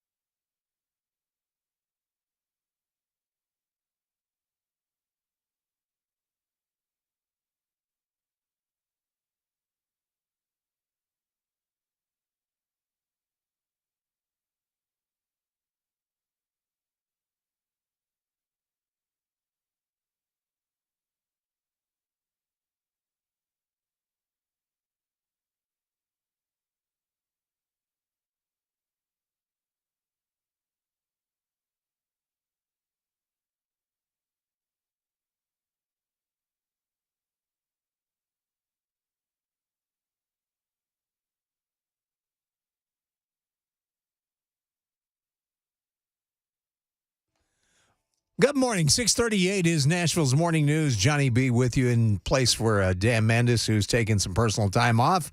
Should be back soon. And we've got also Ken Weaver in the newsroom, Mason Fleming, where I usually sit. 615-737-9986. That's the number that you can reach out to us on the big super text line. And we may as well read a couple, shall we? Here, come join me. Anyway, let's see what they're saying is, what is going on with Dan being out? Well, I won't say much other than it's just he's taking some personal time, and hopefully we'll be back soon. And it's a personal matter. And our thoughts and prayers are with him and his family right now. So, but we'll let him explain more when he comes back. And we miss the man and can't wait till he gets back here. One guy saying, is Dan recovering from the Kiss concert Monday night? Don't believe so. Anyway, one person says, and I hope this is not true, that said, sadly, it will probably take another 9/11 to reunite our country. I hope that's not true. I hope not. I hope it doesn't take that. But we don't need that. Anyway, we've had a lot of news around our area. Of course, Chief Drake's son ended up ending his own life, and you'll hear more about that in the news. Just want to say our prayers are with him and his family at this time. A horrible story that had a horrible ending, but just keeping thoughts and prayers with everybody that's involved in that story. It's 6:40, and of course, another story that people have been very interested in. In fact, according to our own Channel 4, WSMV, the whole eyes of the nation were turned to Franklin, Tennessee. A big mayor race there that was between Ken Moore and Gabrielle Hansen. Well, Ken Moore won, and somebody wanted me to go into detail. This is all I know. Franklin has what, about... it's got like over 85,000 people that live there, maybe close to 100,000. This was the breakdown. Ken Moore won with 12,822 votes. That's sad. That is really that is not a very big turnout. Gabrielle Hansen, she got a whopping 3,322 votes. And then you had the write-in candidates. They only got 65 votes. But you're going to tell me out of nearly 100,000 people that live in the area that 12,000 pushed the guy over the top? Man, that is sad. But unfortunately, that's what's going on with our country. Voter apathy is very strong, and especially with local races. People just don't take them seriously. And, you really should. Because it all begins at home. But, yeah, he got 12,000. So Ken Moore is still the mayor of Franklin. And Gabrielle, whatever she's going to do. Like I said, I'd never heard of her till I heard her with Murphy. That was the first time I'd ever even heard of her. But anyway, we'll just have to see what becomes of their futures. It's 6:42, and speaking of future, we now have about 5,000 American auto workers that have shut down General Motors' biggest and most profitable plant in Arlington, Texas. They're joining more than 40,000 fellow United Auto Workers in their ongoing strike against the Big Three. The auto workers walked out at GM's Arlington assembly plant and joined the UAW picket line. The plant, it produces the Chevy Tahoe, the Chevy Suburban, the GMC Yukon, and the Cadillac Escalade, GM's most profitable in the U.S. The UAW timed the walkout at Arlington Assembly just hours after GM reported $3.5 billion in third quarter earnings. Executives said that GM had lost about $800 million since the strike started more than a month ago. And according to UAW President Shawn Fain, and it said in a statement, another record quarter, another record year. As we've said for months, record profits equal record contracts. It's time GM workers and the whole working class get their fair share. There are nearly 46,000 auto workers on strike against GM, Ford, and Stellantis across 22 states right now, including 8 assembly plants and 38 parts distribution centers. And the walkout at GM's biggest plant comes after 6,800 auto workers shut down Stellantis' most profitable plant in Sterling Heights, Michigan. And 8,700 auto workers shut down Ford's most profitable plant in Louisville, Kentucky earlier this month. According to GM CEO Mary Barra and other executives, they told investors they are abandoning their goals to produce 400,000 electric vehicles from 2022 through mid-2024, among other EV priorities. That's according to Reuters. And there's a good reason for that. We'll go over that next. It's 6:45, time to check the roads from the Paul Winkler WTN Traffic Center.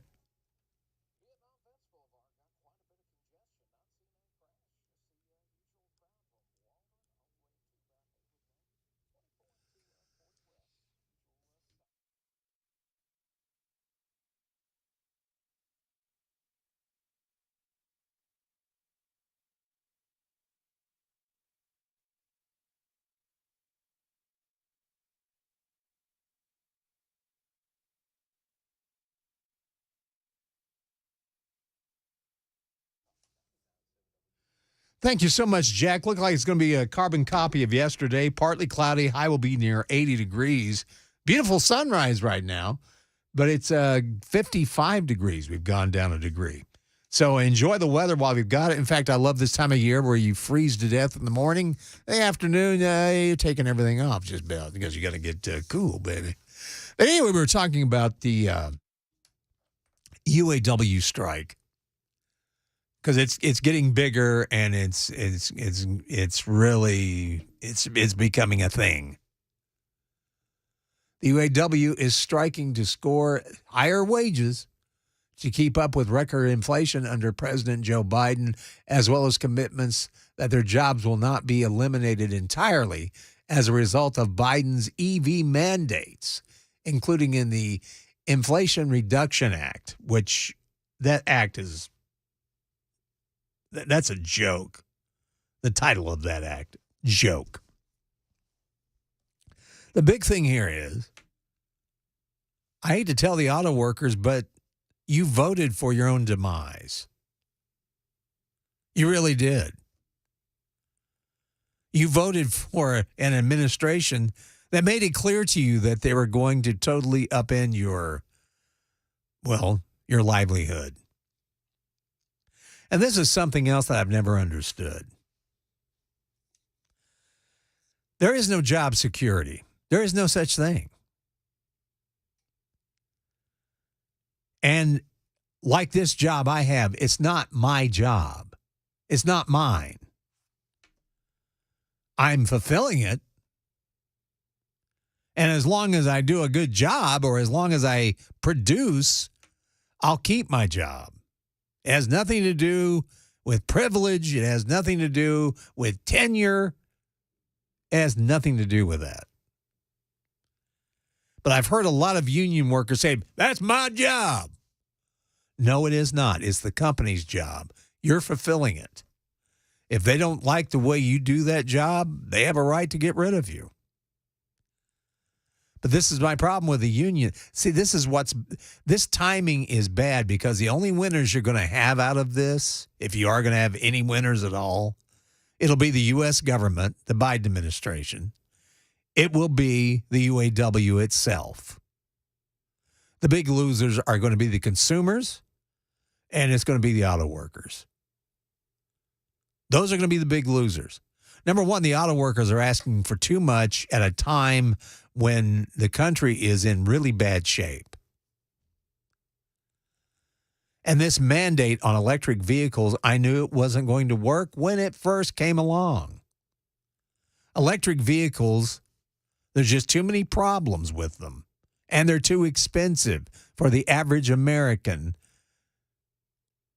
to own one. So this strike, all this strike is a glaring example of how badly you guys voted. You voted for your own demise. You brought this on yourself, really. And I do understand. I'm not blind to some CEOs out there that aren't producers. Now, I don't like seeing corporations give them big raises or rewarding them in any way, giving them golden parachutes while they destroy it. But I think if a CEO is producing, I don't care how much they make. Go for it. You're making the company successful. And that's what we want. And I understand why some want their wages higher. If you want that, you're going to have to work for it. But asking for a 4-day work week during a time when people are struggling, and to have a strike right now that's going to affect the price of car parts, that's going to affect the price of anything to do with an automobile, at a time when people do not have disposable income. Not a smart move. The timing on this was poor. But you're blaming the wrong person. You're trying to blame the big automakers. I do blame them for accepting the government money for the mandate. But really the problem lies with this administration. That's what's hurting you. And yet you keep voting them in and voting them in. And the same thing, it's the epitome of insanity. You keep doing the same thing, hoping for a different result, and it's not going to happen. And as I said, with this big strike, with the UAW, there's not going to be any winners in this thing at all. The only winners are going to be basically the Biden administration and the UAW itself. The people that are going to be hurt on that are going to be the workers that are striking, and it's going to be us, the consumer. Now, what good did all this do? 6:51 is Nashville's Morning News on Super Talk 99.7 WTN.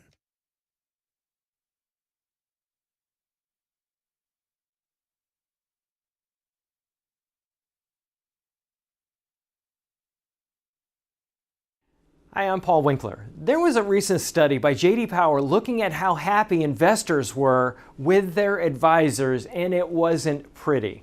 What they found was only 11% of the respondents said that they were getting comprehensive financial planning, that the fees were clear, and that they felt that the advisor was acting in their best interest. Not a good picture, 11%. Now, one of the things that we do is we do comprehensive planning. We fit all of those bills, number one. But one of the things I want to talk about is in the financial planning process, what I think it ought to look like and what is available that people aren't getting. And one of the things is called probability analysis. So in essence, this is what we're talking about. We're trying to accumulate money for retirement, put money aside, hoping that we'll have enough so that we can have income throughout retirement. And what we find is that people have Social Security, they have pensions in their financial plan, and they also have investments. Now, with their investments, we want to do something very specific that it really requires quite an academic background to do this. And this is where we look at the cost of capital of the various things that you own in your investment portfolio. It sounds scary, it sounds really detailed, but here's the idea.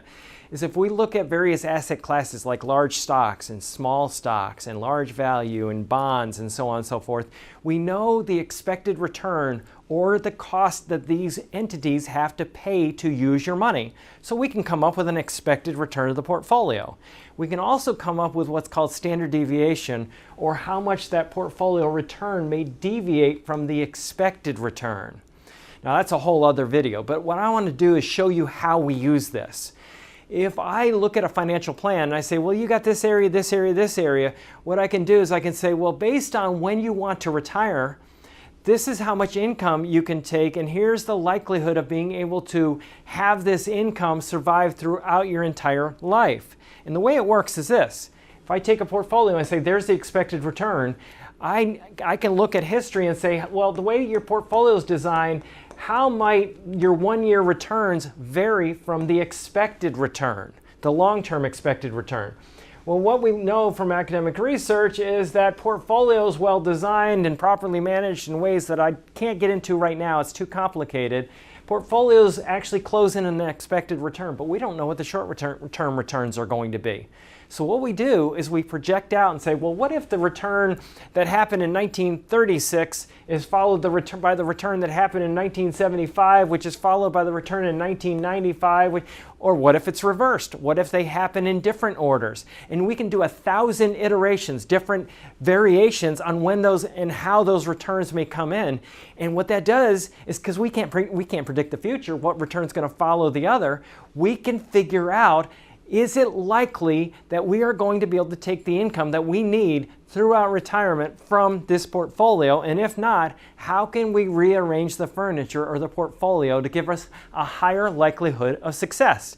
And we look at life expectancies, we look at a lot of different things, but this is what is available to people that they're not getting from the financial planning community. If you want to know more, go to paulwinkler.com, set up a free 15-minute phone call, paulwinkler.com, and come in and find out more about what we do.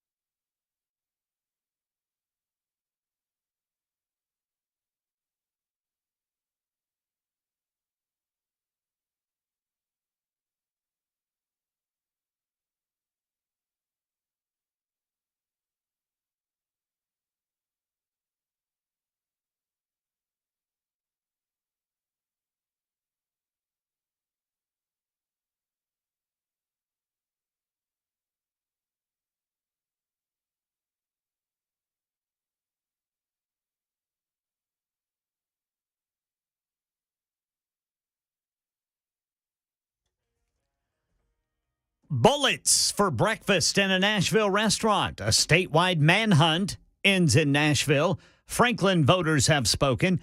Tennessee's among states suing a social media company. A new speaker designee goes to the House floor today in our nation's capital. And more U.S. military hardware to the war zone in Israel. These stories and more at 7 on Super Talk 99.7 WTN. Thank you, Brother Ken. It is 6:57 on Nashville's Morning News. Johnny B. in for vacationing Dan Mandis. Glad to have you along with us. Looking at the Super Text line. 3257 says one way for businesses to cut back on strikes, such as what's happening with the UAW, is to implement some form of profit sharing like stocks, bonuses. That's not a bad idea. And we got to get more in that mindset, but you also have to get the workers into that mindset that you're going to have to work for it, not just because you're here that you get this. And then this is the one I love. What is it that you produce in our economy, Johnny, That's from 98.21. What do I produce for this economy? Entertainment. Just pure entertainment. Yeah, buddy. You got it. That's a good question. As long as I'm producing whatever it is I'm producing, I'm going to keep producing it. That's what I'm going to do. Speaking of producing, KGP, yeah, you know who she is, Cringe Jean-Pierre. Oh, she's done it again. She stepped in it again. We'll have that story for you along with many others coming up starting at 7:05. Ken Weaver's got news straight up. It is 6:58. You're listening to Nashville's Morning News, and we appreciate it on Super Talk 99.7 WTN.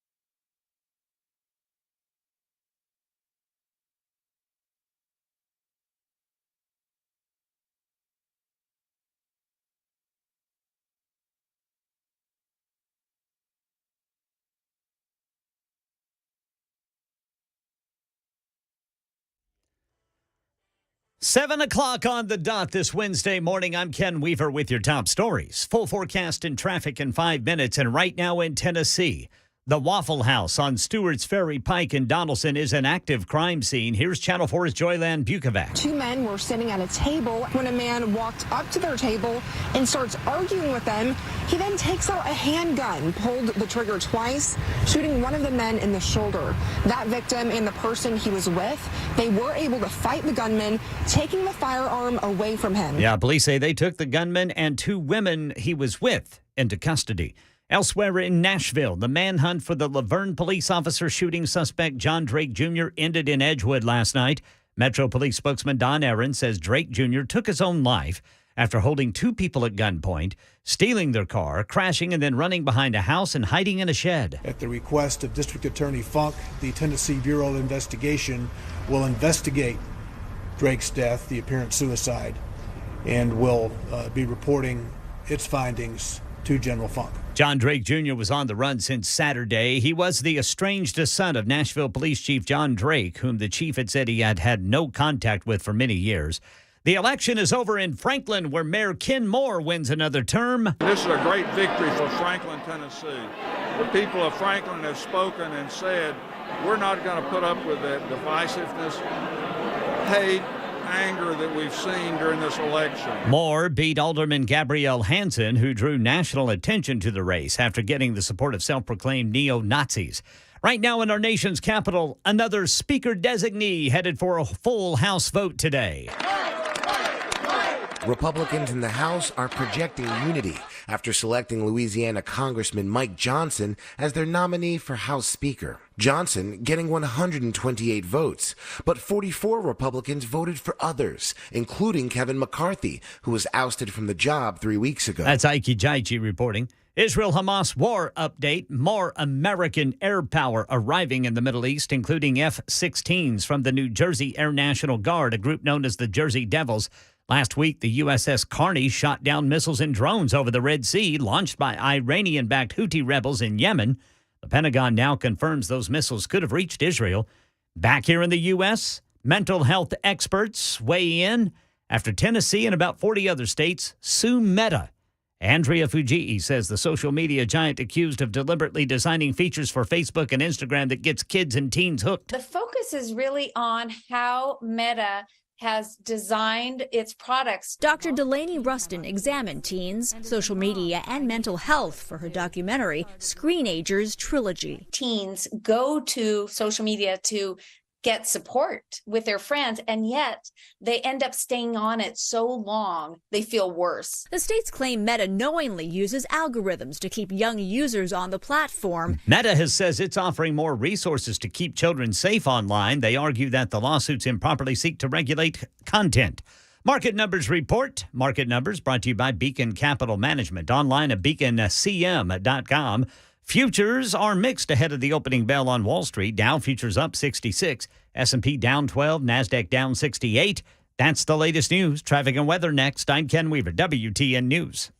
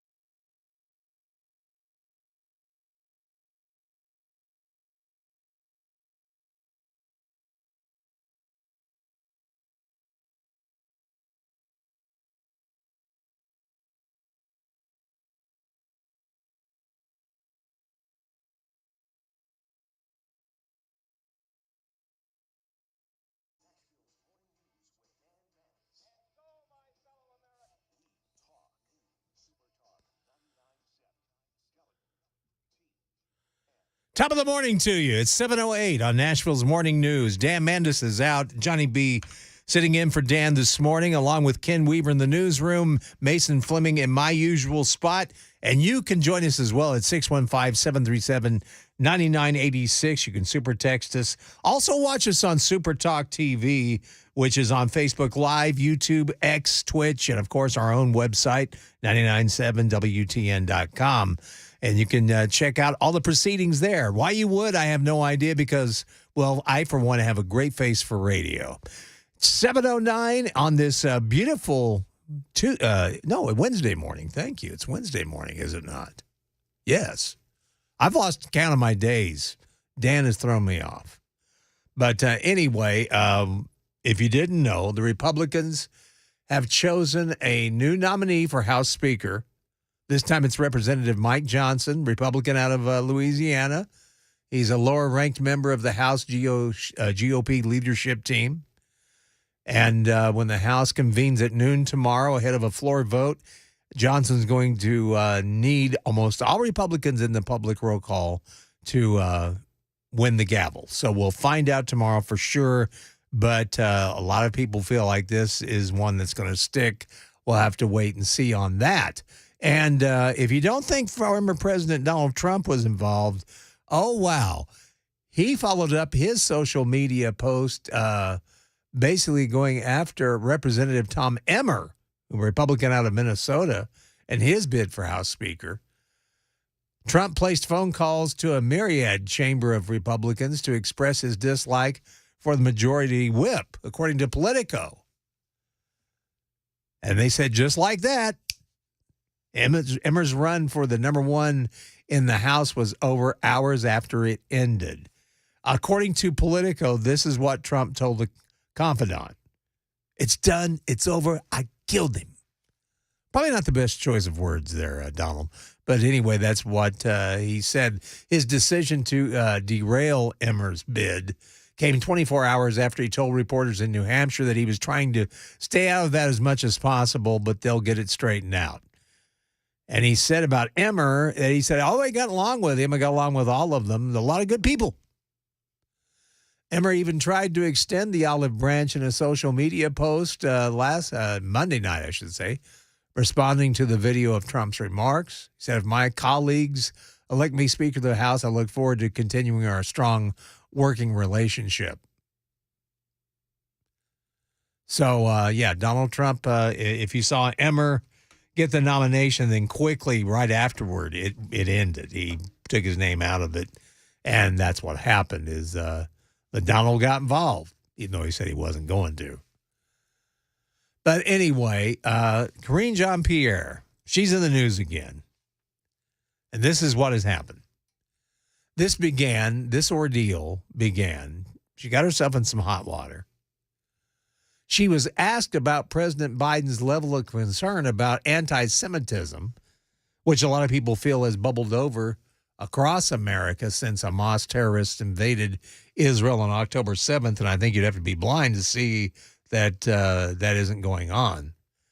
But this is how she answered the question, and the reporter can be heard in this sound clip as well. But her answer is, it's irate. It's causing some irritation among some people. Level of concern right now about the potential rise of anti-Semitism in light of everything that's going on in Israel? So a couple of things.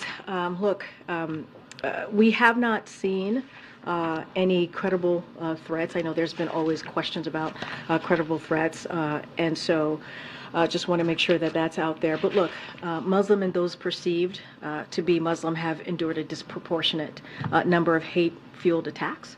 And certainly President Biden understands that many of our Muslim, Arab Americans and Palestinian American loved ones and neighbors are worried about the hate being directed at their communities. And that is something you heard the president speak to in his address just last Thursday.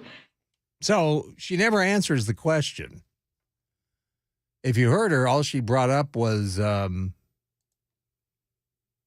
what Muslims are going through. But the question was, does President Biden have a level of concern about anti-Semitism? Well, Anti-Defamation League CEO Jonathan Greenblatt posted on X that he had no clue what Jean-Pierre was trying to say. And I don't think he's alone in that. But this is what is interesting. This was a press conference back in the summer. And this is what she said about anti-Semitism. The administration's new plan to counter anti-Semitism, as you all know, this past May, we announced a very comprehensive, once-of-a-kind anti-Semitism plan, which we think is incredibly important at this moment. Well, maybe at that moment it was, but I guess now it's no big concern. Now, she did respond. She said that the criticism she got in downplaying a rise in anti-Semitism, she said, I appreciate the chance to address this. Yes, I did mishear the question. I don't think she did. As I have foot-stomped many times from the podium and on the air, anti-Semitism is an abomination that this president has fought against his entire life, and I feel strongly about that work, is what Jean-Pierre told Fox News Digital. That's why in the briefing room, I have blasted the repulsive increase in anti-Semitic rhetoric, conspiracy theories, and hate crimes in our nation, calling out that tragically this is a rising threat, and it's a threat that the president is taking concrete action every day to fight. You know, I hate to tell the Biden administration, but actions speak louder than words. 7:15, time to check the roads at the Paul Winkler WTN Traffic Center.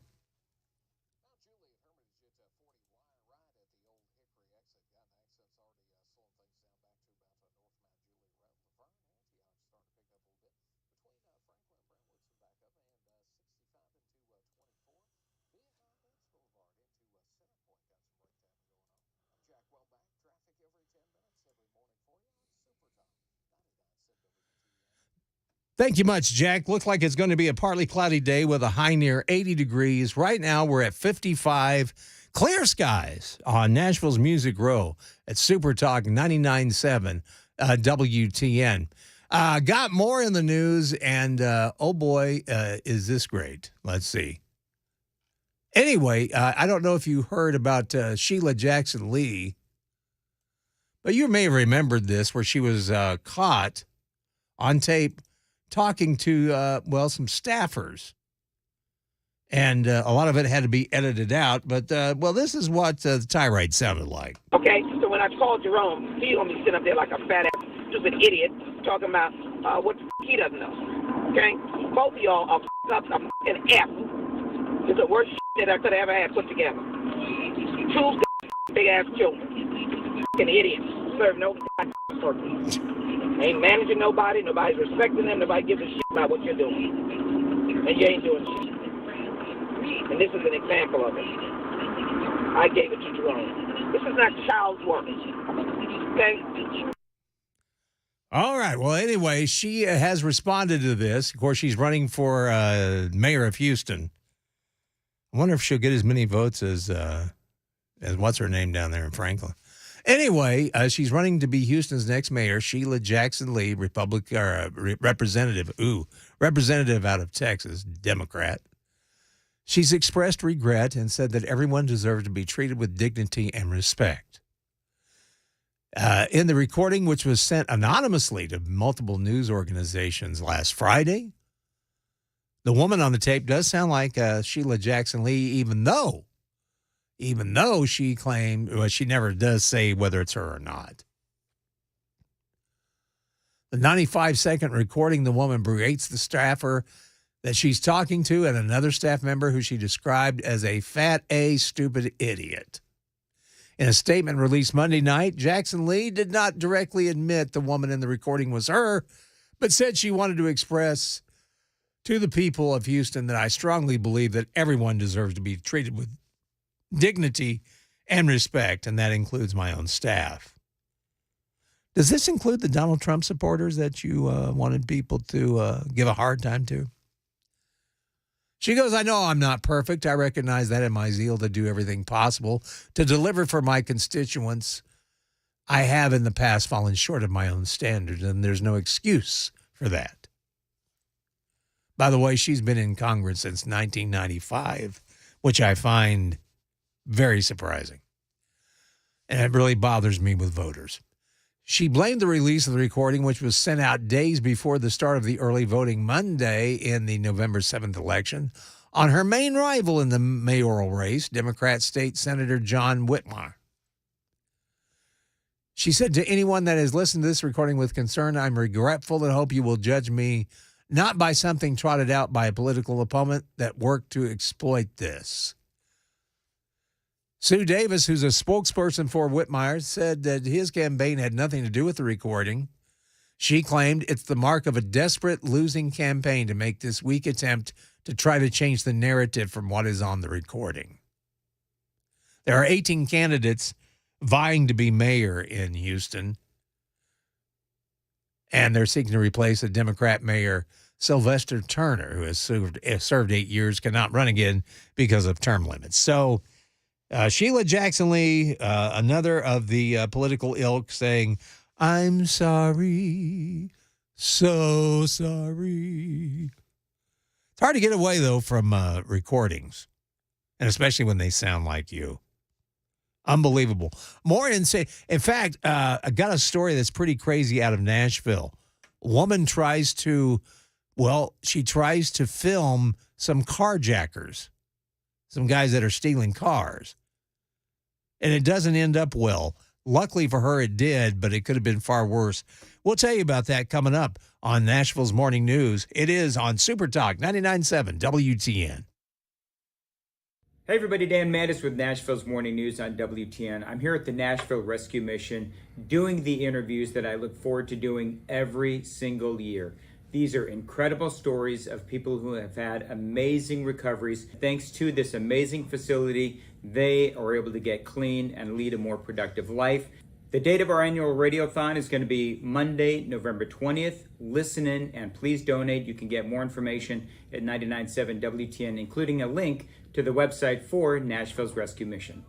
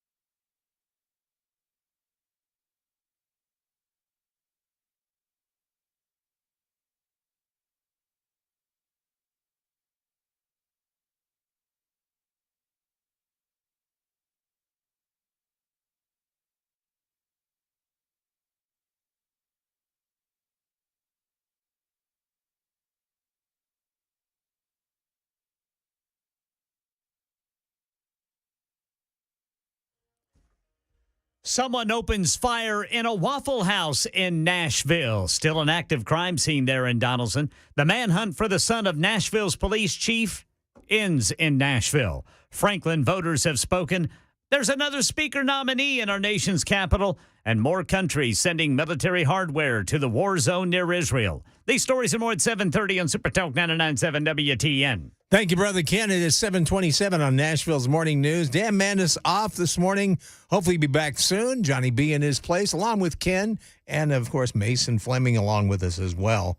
And I don't know if you guys saw this, but Anheuser-Busch, Bud Light, even though Bud Light's been embroiled in a controversy in recent months, they are now going to become the official beer of the UFC. Admitted it's a partnership with Anheuser-Busch. UFC revealed on Tuesday they announced the deal, hailing Anheuser-Busch and Bud Light as the two original brands. So it's going to be interesting to see what happens with the UFC after that one. Going to be interesting. Going to be interesting as well. Anyway, I told you about this woman that was shot at. This was a local story. A West Nashville woman was shot at multiple times after intervening with two car burglary suspects. It was all caught on camera. The woman's name is Monica Tips. She told this to News Channel 2 here in town. She said it was absolutely terrifying. She had just gotten home from work in the early morning hours of Tuesday, October 10th, was getting out of her car in front of her home. She said as she was exiting her vehicle, she heard something behind her. She said she already knew what it was. It was somebody breaking into cars. She said it's happening all the time now, unfortunately. It's when she grabbed her cell phone and began filming. And then her emotions got the best of her in the moment, and she decided to yell at the suspects. Probably not a good idea. She said, "Hey, I'm calling the cops. I got you on camera." As the suspect's car began to speed off, she tried to catch their tags on camera. Instead, she found herself taking cover from bullets they were shooting at her. Folks, this is why you don't take these. That's why you don't go into these blindly like this. Don't take the law in your own hands unless you know what you're doing. Anyway, the video shows the headlights of the suspect car turn off before the car stops and several shots are fired. According to her, she said, "Is the fact they could do something so brazen as to shoot at me when I'm just saying, 'Hey, I got you on camera.' What do you think they're going to do? They're breaking the law. They're not going to be, oh, she's got a camera. Yeah. Better behave now." Up, you got us. See, this is where people get, it's like the people that put up the signs, no guns allowed. Yeah. Do you honestly think somebody that is going to break the law is going to go, "Oh, they don't allow guns in there. I guess can't go in there"? Rats.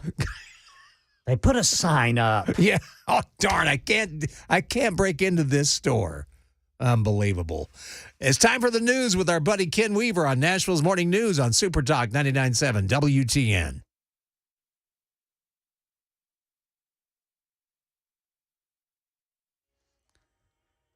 "7:30 on the dot this Wednesday morning. I'm Ken Weaver with your top stories. Got the full forecast. Another traffic update in 5 minutes. Right now in Tennessee, police have a man in custody after a shooting inside a Waffle House in Donaldson, the one on Stewart's Ferry Pike, around 12:30 last night.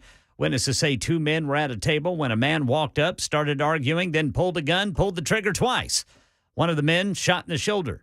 The other one helped the man who was shot, wrestled the gun away from the gunman. Police showed up and arrested the alleged shooter. Two women he was with went into custody, too. Here in Nashville, a statewide manhunt for John Drake Jr. ended in Edgewood. The estranged son of Nashville Police Chief John Drake had been on the run since Saturday when two Laverne police officers were shot. Channel 4's Ryan Breslin says John Drake Jr. shot himself as first responders surrounded a home where he was hiding in a shed around 6 o'clock last night. Laverne's police chief says their heroic officers can rest easy knowing the manhunt for John Drake Jr. is over. He also says prayers are with Chief Drake and his family. TBI special agents investigating. They're waiting on a full autopsy report. And right now in Williamson County. This is a great victory for Franklin, Tennessee. As Ken Moore, who won another term as mayor of Franklin, voters rejecting Moore's challenger, Gabrielle Hansen, who had support of self-proclaimed neo-Nazis.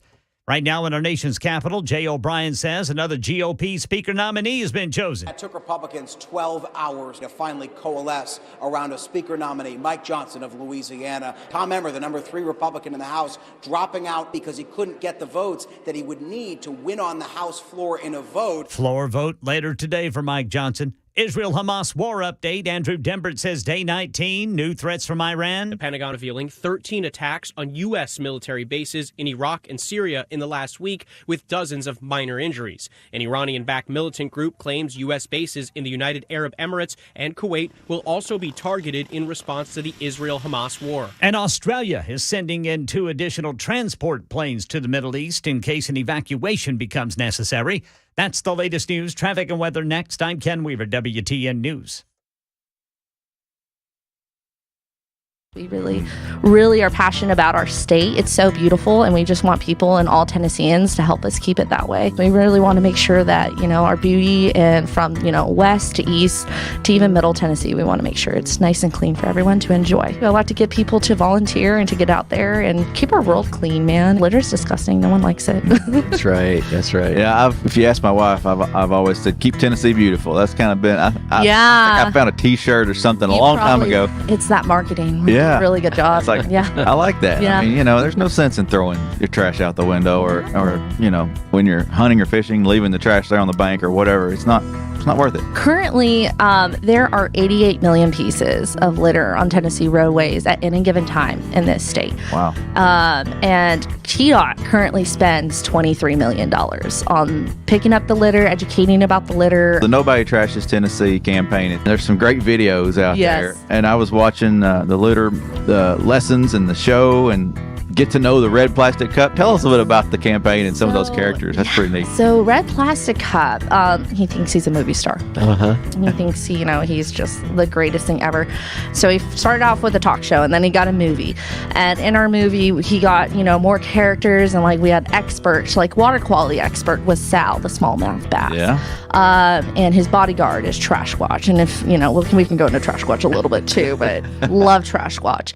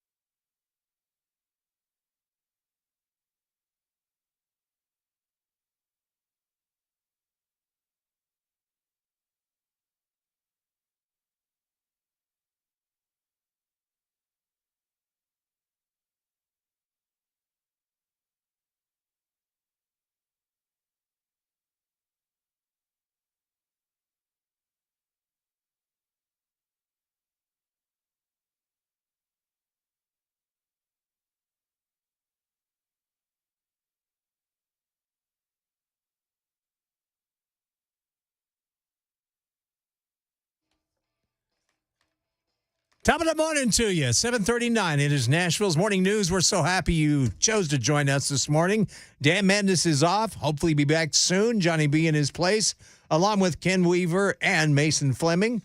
And, of course, after us, 9 a.m., Chris Hand's show will be along.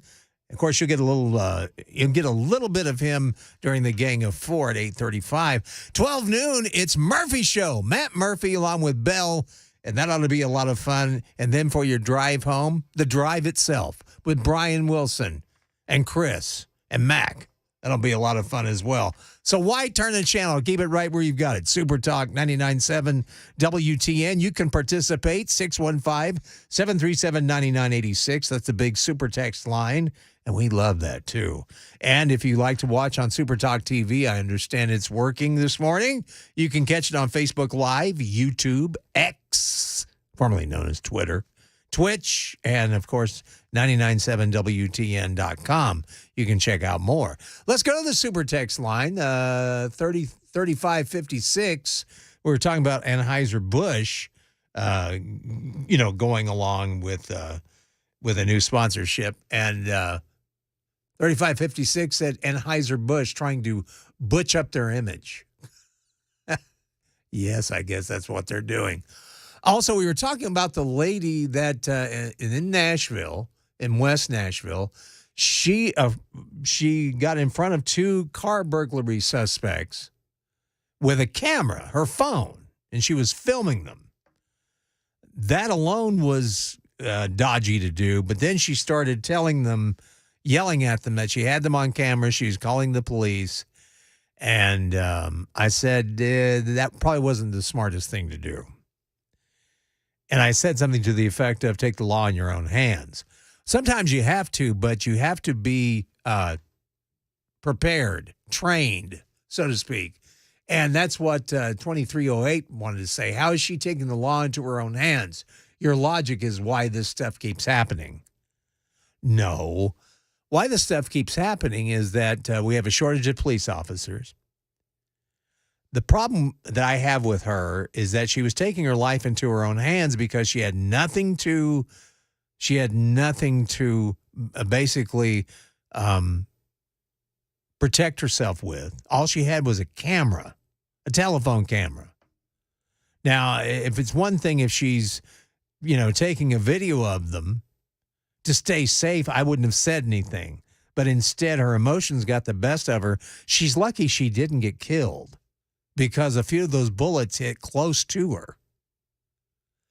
And you don't confront somebody with a gun with a camera. And they're not going to be scared if you say, I've got you on video. They don't care. So that's why I'm saying it was foolish. I'm glad she's okay. But it was foolish of her to do that. If I were her, I would strongly suggest go take a gun safety course, learn how to shoot. And next time you confront somebody that's stealing something out of your, you'll be prepared instead of with a phone. And if that's all you have, I would say I'd be quiet next time. My whole thing was I was just worried about her. That was reckless. You never go out into the unknown like that with nothing.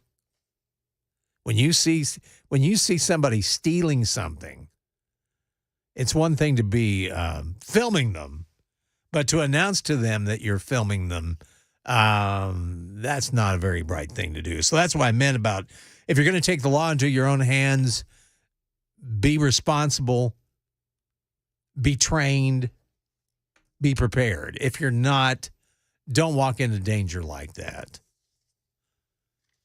That's when you call the police. That's when you do something else. But the smart thing to do, especially the way our climate of our world is now, if I were everyone on this planet, I'd be taking gun lessons right now. Because it's getting shaky, especially in our country with so many coming in across the border that we have no idea what they're here for or what they're up to. We do know what the Iranians are up to. They're causing trouble again. We have more on that story coming up next. It's 7:44. Time to check the roads from the Paul Winkler WTN Traffic Center.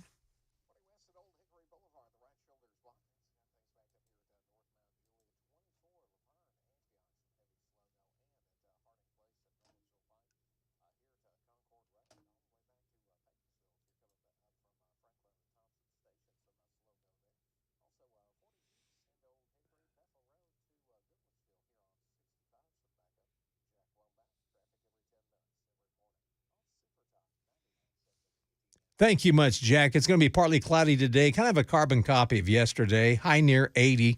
Currently, we're at 57 degrees, sunny. It's actually a beautiful morning here on Music Row at Super Talk 99.7 WTN.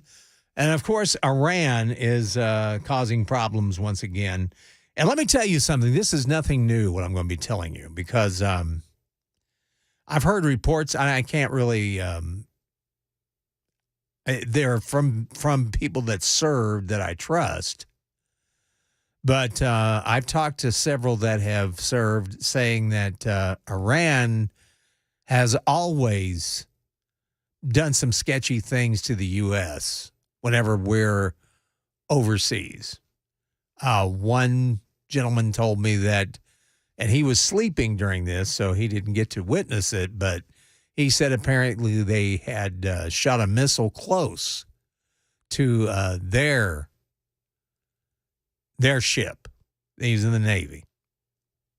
And that it was very close to their ship. Iran has always done that. Iran is not our friend. And why this administration is giving them money is beyond me. Especially when White House communications official John Kirby said on Monday Iran is actively facilitating rocket and drone attacks by Shiite militias against bases housing American troops in Iraq and Syria. And it's happening at great degree. I mean, I think they said this morning there were 24 such attacks. They said there's an uptick in rocket and drone attacks by Iranian-backed proxy groups against military bases housing U.S. personnel in Iraq and Syria since Israel commenced its response to the savage Hamas attack of October 7th. According to Kirby, he said, we're deeply concerned about the potential for any significant escalation of these attacks in the days ahead. Kirby said Iran's Islamic Revolutionary Guard Corps is known to support the attacking militia forces in Iraq and Syria. If you ever get a chance, there's a great book to read. It's by a gentleman, it's not his real name, Reza Khalili. I haven't talked to him in years. I've often worried about his safety. Reza, at one time, worked for the CIA undercover. He's an Iranian, but he fled his own country to help fight with us. Very fascinating gentleman. I enjoyed my talks with him, even though his voice was disguised. It could even be a woman, who knows? But the book was called A Time to Betray. And I would urge every American to get that book. Order it on Amazon or wherever you find books. But it's called A Time to Betray, and it is a fascinating read. And it's what I've always suspected. I think the Iranian people, the citizenry, they're good people. But they're being held in bondage by religious zealots, the Ayatollahs. And his book really paints that picture well. And it also, I mean, it's a very honest book. It's a very honest book about what goes on in the Middle East and how you deal with the Middle East. It's like I was in a discussion one time. It was after 9/11. And there was a woman that got up and said, I don't understand why we're not just trying to talk to these people, trying to negotiate with them. And my response to her was, that's the whole point. You can't. Number one, if you decided you wanted to try to negotiate with them, they wouldn't allow it. You're a female. That's how far back they are. They'd cut your tongue out. And the rest of us, they'd like to basically kill us. There's no talking to people like that. That's why people are saying that Israel is they're trying to paint them as being savage, as being... What would you be if you were surrounded by people that wanted to kill you, that wanted to destroy you, to wipe you off the face of the earth? That's what's going on. And I'm telling you, we don't need to get involved in the middle of it. But this administration seems to be taking us closer and closer. And the days of, saying that, tell Iran we're going to make them a parking lot. Well, in the old days, maybe we could have done that. But these days, you really can't. Because it's not just normal weaponry we have to worry about. We also have to worry about electronic magnetic pulse, knocking out all of our computers. In fact, I worry about that more than I do a nuke, because I think that's where our next war is going to be battled, is going to be online, because everything we have anymore is run by computer. And we allowed China to, hey, we got a spy balloon going over. We'll wait till it passes over somewhere that's not as populated as Montana. And it took pictures of all of our sites, but that's okay. They didn't mean anything by it. They just wanted to get a good picture of the U.S. This administration has done so much to put us in danger. The whole bunch should be outed. They should all be impeached. Because look how crazy everything is right now, how out of control everything is. It's time for a change, folks, and it's got to come quickly, and it's got to come next year. And it's all up to us. It's 7:52. It's Nashville's Morning News. Johnny B sitting in for Dan Mandis. More on the way on Super Talk 99.7 WTN. Hi, I'm Paul Winkler. There was a recent study by J.D. Power looking at how happy investors were with their advisors, and it wasn't pretty. What they found was only 11% of the respondents said that they were getting comprehensive financial planning, that the fees were clear, and that they felt that the advisor was acting in their best interest. Not a good picture, 11%. Now, one of the things that we do is we do comprehensive planning. We fit all of those bills, number one. But one of the things I want to talk about is in the financial planning process, what I think it ought to look like and what is available that people aren't getting. And one of the things is called probability analysis. So in essence, this is what we're talking about. We're trying to accumulate money for retirement, put money aside, hoping that we'll have enough so that we can have income throughout retirement. And what we find is that people have Social Security, they have pensions in their financial plan, and they also have investments. Now, with their investments, we want to do something very specific that it really requires quite an academic background to do this. And this is where we look at the cost of capital of the various things that you own in your investment portfolio. It sounds scary, it sounds really detailed, but here's the idea. Is if we look at various asset classes like large stocks and small stocks and large value and bonds and so on and so forth, we know the expected return or the cost that these entities have to pay to use your money. So we can come up with an expected return of the portfolio. We can also come up with what's called standard deviation, or how much that portfolio return may deviate from the expected return. Now that's a whole other video, but what I want to do is show you how we use this. If I look at a financial plan and I say, well, you got this area, this area, this area, what I can do is I can say, well, based on when you want to retire, this is how much income you can take, and here's the likelihood of being able to have this income survive throughout your entire life. And the way it works is this. If I take a portfolio and I say, there's the expected return, I can look at history and say, well, the way your portfolio is designed, how might your one-year returns vary from the expected return, the long-term expected return? Well, what we know from academic research is that portfolios, well designed and properly managed in ways that I can't get into right now, it's too complicated, portfolios actually close in an expected return, but we don't know what the short-term returns are going to be.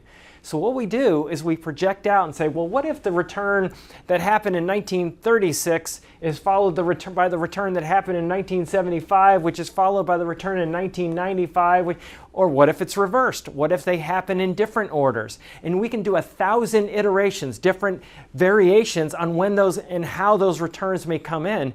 And what that does is, because we can't predict the future, what return is going to follow the other, we can figure out is it likely that we are going to be able to take the income that we need throughout retirement from this portfolio? And if not, how can we rearrange the furniture or the portfolio to give us a higher likelihood of success? And we look at life expectancies, we look at a lot of different things, but this is what is available to people that they're not getting from the financial planning community. If you want to know more, go to paulwinkler.com, set up a free 15-minute phone call, paulwinkler.com, and come in and find out more about what we do.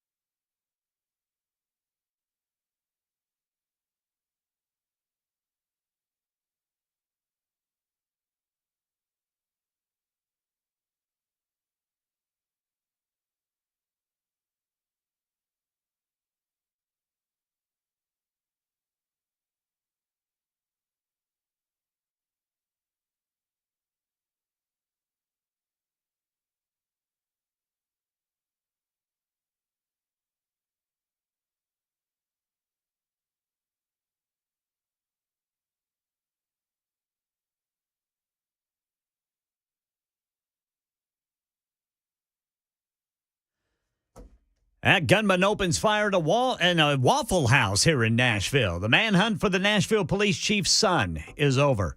Franklin voters have spoken. Tennessee among states suing Facebook, and a new speaker designee in Washington. More U.S. military hardware to the war zone near Israel. These stories and more at 8 on Super Talk 99.7 WTN. Thank you much, Ken. Coming up next hour, we'll have a story about Biden's he's going to try to ban menthol cigarettes. And we're going to tell you how that's going to backfire on him in many, many ways. Also, the White House senior staff is reportedly holding wellness meetings for aides who may be struggling with Israel's defensive measures taken against the Hamas terror group. That's right. The meetings that are termed listening sessions and features serious discussions about the war and its impact on White House aides. That's according to 8 officials that have told Politico. We'll have more on that story as well. Unbelievable what's going on in the world, but we'll cover it right here. You got us till 9 o'clock, and of course, Chris Hand is going to be here at that time. 12 noon, it's Matt Murphy, and 3 o'clock, The Drive with Brian Wilson. Keep it right where you've got it. It's Super Talk 99.7 WTN.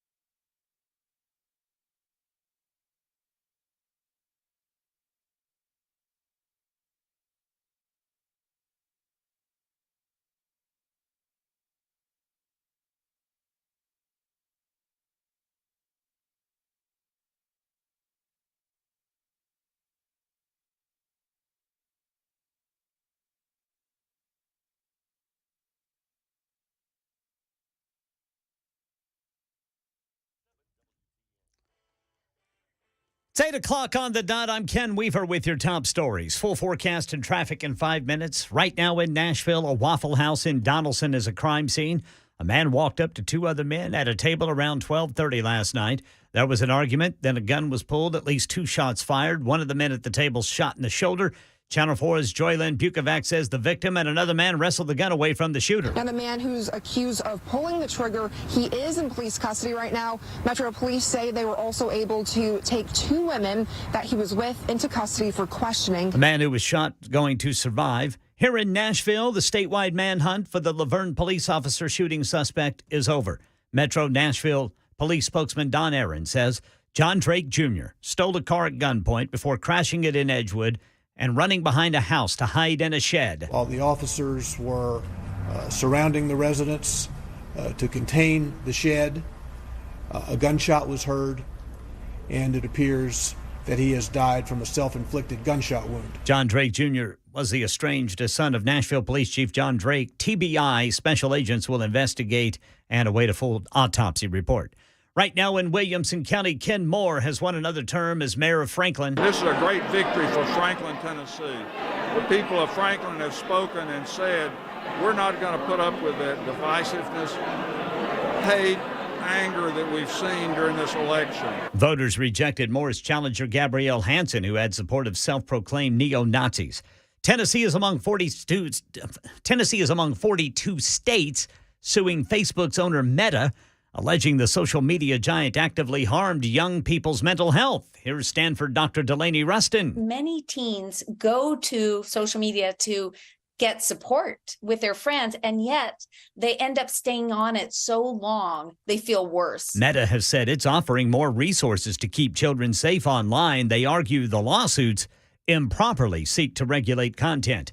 And right now in our nation's capital, Republicans electing Louisiana Congressman Mike Johnson as their Speaker nominee, who faces a full House vote today.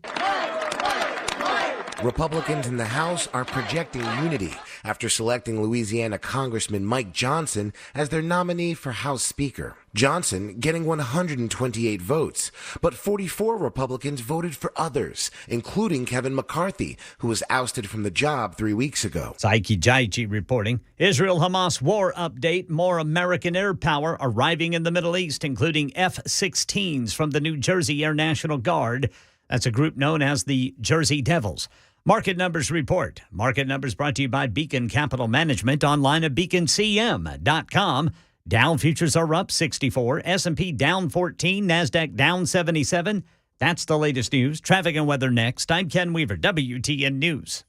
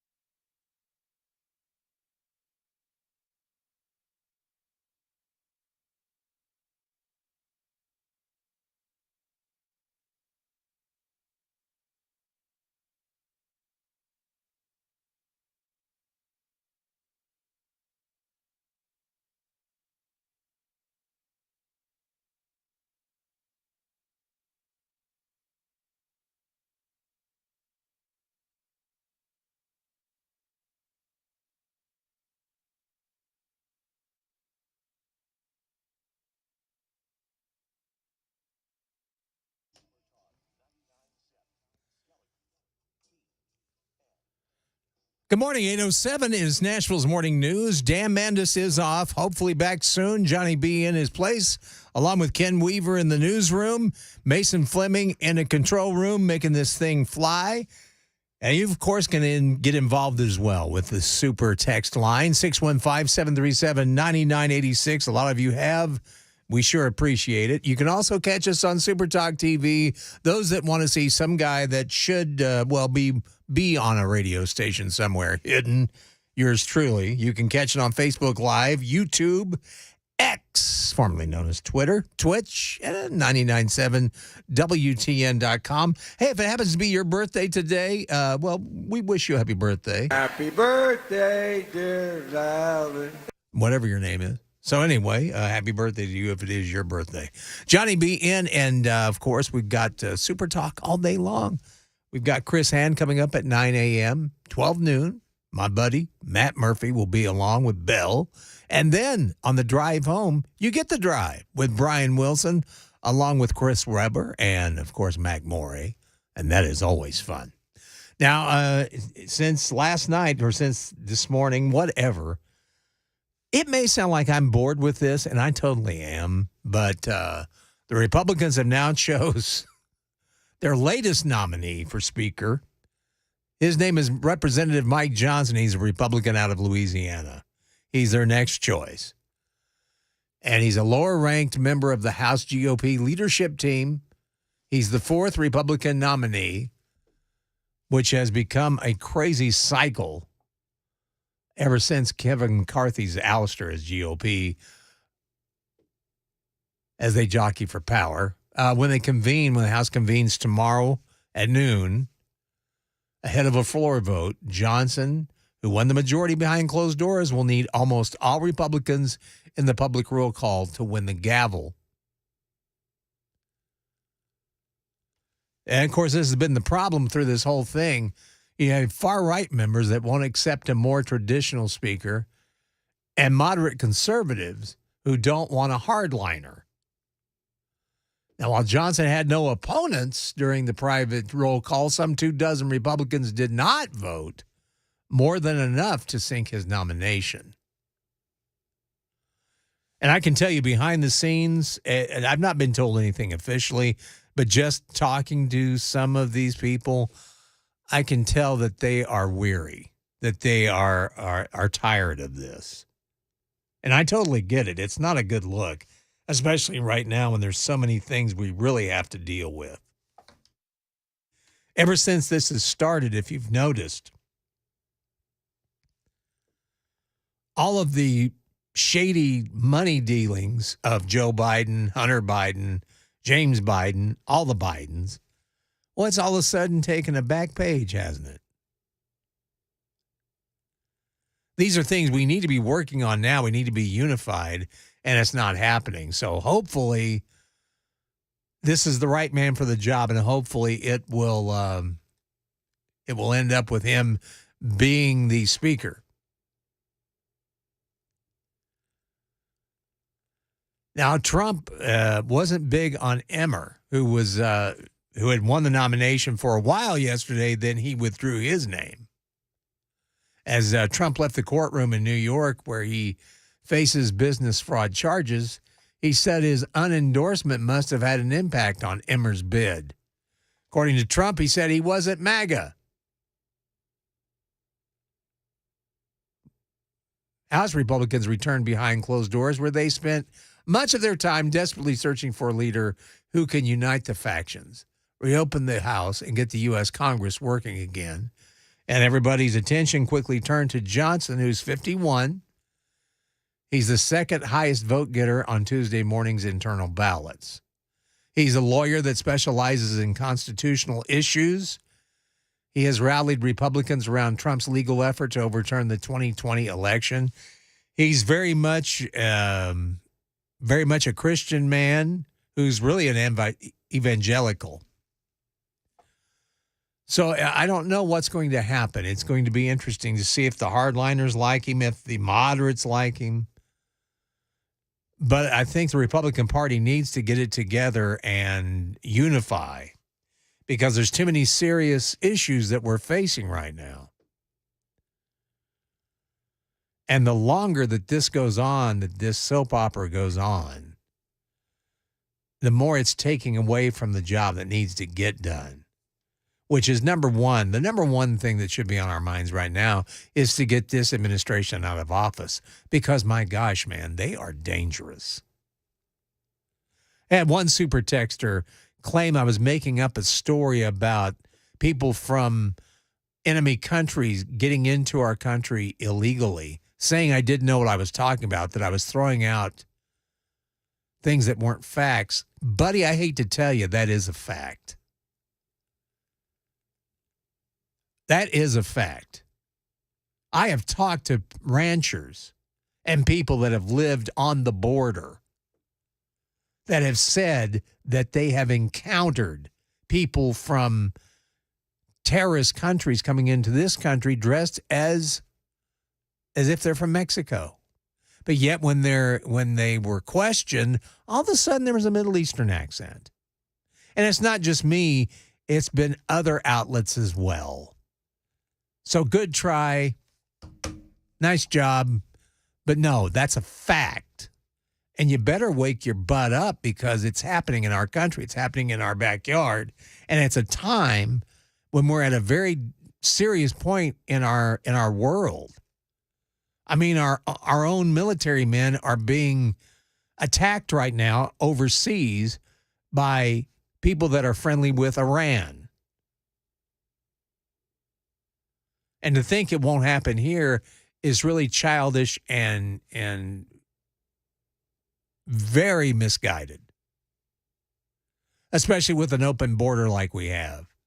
It's insane. That border should have been closed, especially after 9/11. I never understood that. Why George W. Bush and his administration, that wasn't the first thing they did. That's the first thing we should have done. And that's what we should have done all along with our borders, is to make them more secure, but we haven't. We've just opened them up. Hey, come on in. We don't care. It's this kumbaya moment that everybody seems to have on the left where everybody's really good deep down inside. No, they're not. There are some people out there that aren't worth the trouble. And some of these people are coming into the country illegally. And that's why we need to be unified right now in the Republican Party. Conservatives, hardliners, everybody, get it together because we have quite a battle on our hands. And if we're battling each other, it's not going to work. And guess what? We'll be stuck with the troop we have now. Won't that be great? If you felt like these first 4 years were long, just wait. Let's not make that happen. Let's unify and let's get this thing right. It's 8:15. Time to check the roads from the Paul Winkler WTN Traffic Center.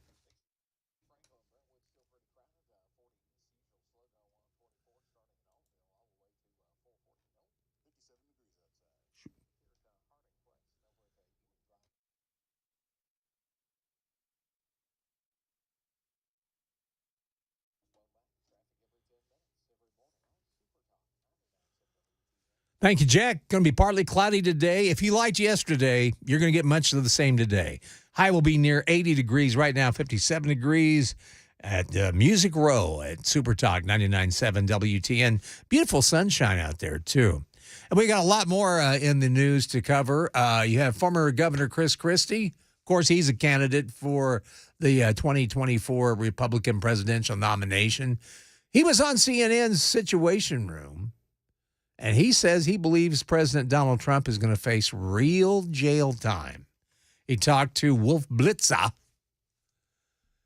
And Blitzer said the former Trump White House chief of staff, Mark Meadows, reportedly testifying with immunity in the federal investigation of Donald Trump and the 2020 election subversion. He said, how worried should Trump be right now about Mark Meadows being granted immunity? And according to Christie, he claims desperately worried. He said Mark Meadows is testifying. He said, you've told me that Mark Meadows was a stand-up guy. Now he's going to be testifying against you. He said Trump is going to be facing real jail time for doing this if that's what's proven in court. Christie also added, he said, Wolf, the walls are closing in on Donald Trump. Jenna Ellis pleaded guilty. She agreed to testify against the former president. Sidney Powell's agreed to testify against him. Not only in Atlanta, but also in the federal January 6th trial for Jack Smith and now Mark Meadows. I don't know what happened between Chris Christie and Donald Trump, but boy, they really don't like one another. They really don't. Now, in other news, the U.S. is committed to the Palestinians' people's right to self-determination and dignity. Those words coming from President Joe Biden on Tuesday, after Hamas murdered an estimated 1,400 people in Israel. Biden's statement said the United States remains committed to the Palestinian people's right to dignity and to self-determination. The actions of Hamas terrorists don't take that right away. And it also remains unclear what prompted this statement. And many people across social media, they reacted strongly, of course, to Biden's message. Said Hamas has 80% support among Palestinians. Good to know that you support that too, according to one user. And another said, imagine if you were committed to the American people's right to dignity. That would be great. Too many Americans, especially veterans, struggling while you give away our money to other countries. What a disgrace, according to another. That's the biggest thing I've seen with this administration. I think they think they're in tune with the people, but they're not. They're not in tune with the American people at all. And they are not in tune with what America truly needs right now. You know, on paper, this should be so easy to beat. With all the missteps, think of all the mistakes this administration has made with Afghanistan, with the supply chain issues, with trying to ban incandescent light bulbs and gas stoves, and now they want to take away your menthol cigarettes. They basically want to totally rule your life. This should be a no-brainer because this is everything the United States is not about. The United States is about freedom. It's supposed to be. But we've watched so much over the years of our freedoms just being eaten away, and now they really are. And that's why the country is so screwed up, because the government is causing it. If you want to see the U.S. really prosper, let the free market decide. The U.S. will rock. Let the free market decide what kind of car they want to buy, what kind of light bulb they want in their home, what kind of stove they want. Or if somebody wants to smoke a cigarette. I don't like cigarettes. I know they're dangerous. But hell, so's getting in a car, coming to work in the morning. That's dangerous. What's the government going to try to keep us all safe now? I have no idea. Dan's right. This microphone is in the way. I can see why he hits it all the time. I hit it too. But anyway, it's time for a change, and by gosh, I hope next year we get it. We've got a lot more coming up. We've got the Gang of Four Amigos. I have seen him in-house. Chris Hand is in the building, so he'll be joining us as well at 8:35. It's 8:21. Dan Mandis off for a little while. Hopefully be back soon. Johnny B in his place along with Ken Weaver. Mason is with us as well, and we'll be back with a lot more on Nashville's Morning News, Super Talk 99.7 WTN. Hey everybody, Dan Mattis with Nashville's Morning News on WTN. I'm here at the Nashville Rescue Mission doing the interviews that I look forward to doing every single year. These are incredible stories of people who have had amazing recoveries. Thanks to this amazing facility, they are able to get clean and lead a more productive life. The date of our annual radiothon is going to be Monday, November 20th. Listen in and please donate. You can get more information at 99.7 WTN, including a link to the website for Nashville's Rescue Mission.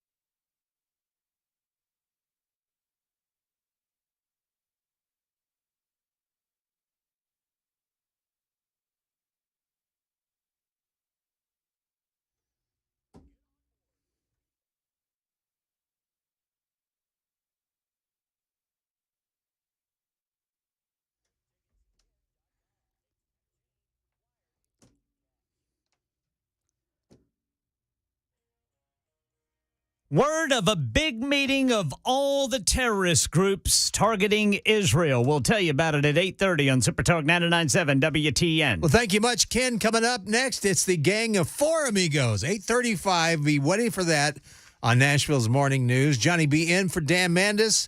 Hopefully he'll return soon.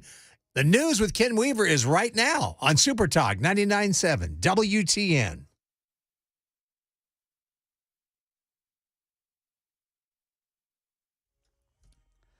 $8:30 on the dot. I'm Ken Weaver with your top stories. Full forecast and traffic in 5 minutes. Israel and Hamas at war. Continuing coverage. Here's Ian Panel. We're getting news of a meeting that's taken place in Beirut, Lebanon, between Hezbollah, Hamas and Islamic Jihad, three terrorist organizations, according to the U.S. Not clear when it took place, but the head of Hezbollah saying they're now going to work together and discussing next steps they're going to take against Israel. Yeah, the Pentagon revealing 13 attacks on U.S. military bases in Iraq and Syria in the last week with dozens of minor injuries. Right now in our nation's capital, Louisiana Congressman Mike Johnson's the next GOP nominee for Speaker. Jay O'Brien reports. Republican nominee for Speaker. He wins on the third ballot with 128 Republicans supporting him, but 44 Republicans voted for another candidate not named in the running. Yeah, the full House expected to vote on that nomination today. And Meta, the parent company of Facebook and Instagram, getting sued by dozens of states, accused of deliberately marketing its platforms to children. Here's Rebecca Jarvis. Analysts are saying it could be social media's big tobacco moment. 42 bipartisan attorneys general alleging Instagram and Facebook are harmful to young people and need to change their policies now. Yeah, Tennessee is among the 40 or so states suing. The election is over in Franklin, where Mayor Ken Moore wins another term over Alderman Gabrielle Hansen, who drew national attention to that race after getting the support of self-proclaimed neo-Nazis. Here in Nashville, the manhunt for the Laverne police officer shooting suspect John Drake Jr. ended in Edgewood last night. Metro Police spokesman Don Aaron says Drake Jr. took his own life after holding two people at gunpoint, stealing their car, crashing and then running behind a house and hiding in a shed. And the Waffle House on Stewart's Ferry Pike in Donaldson's a crime scene. Police say a man opened fire with a gun inside the restaurant around 12:30 this morning, injuring one person. The victim and others helped subdue the gunman until police arrived. Market Numbers Report. Market Numbers brought to you by Beacon Capital Management. Online at beaconcm.com. Looks like we are 2 minutes into the brand new trading day. Checking stocks. Futures were mixed ahead of this morning's opening bell. Right now, the Dow is up 74. The S&P is down 20 and the NASDAQ is down 106. That's the latest news. Traffic and weather next. I'm Ken Weaver, WTN News.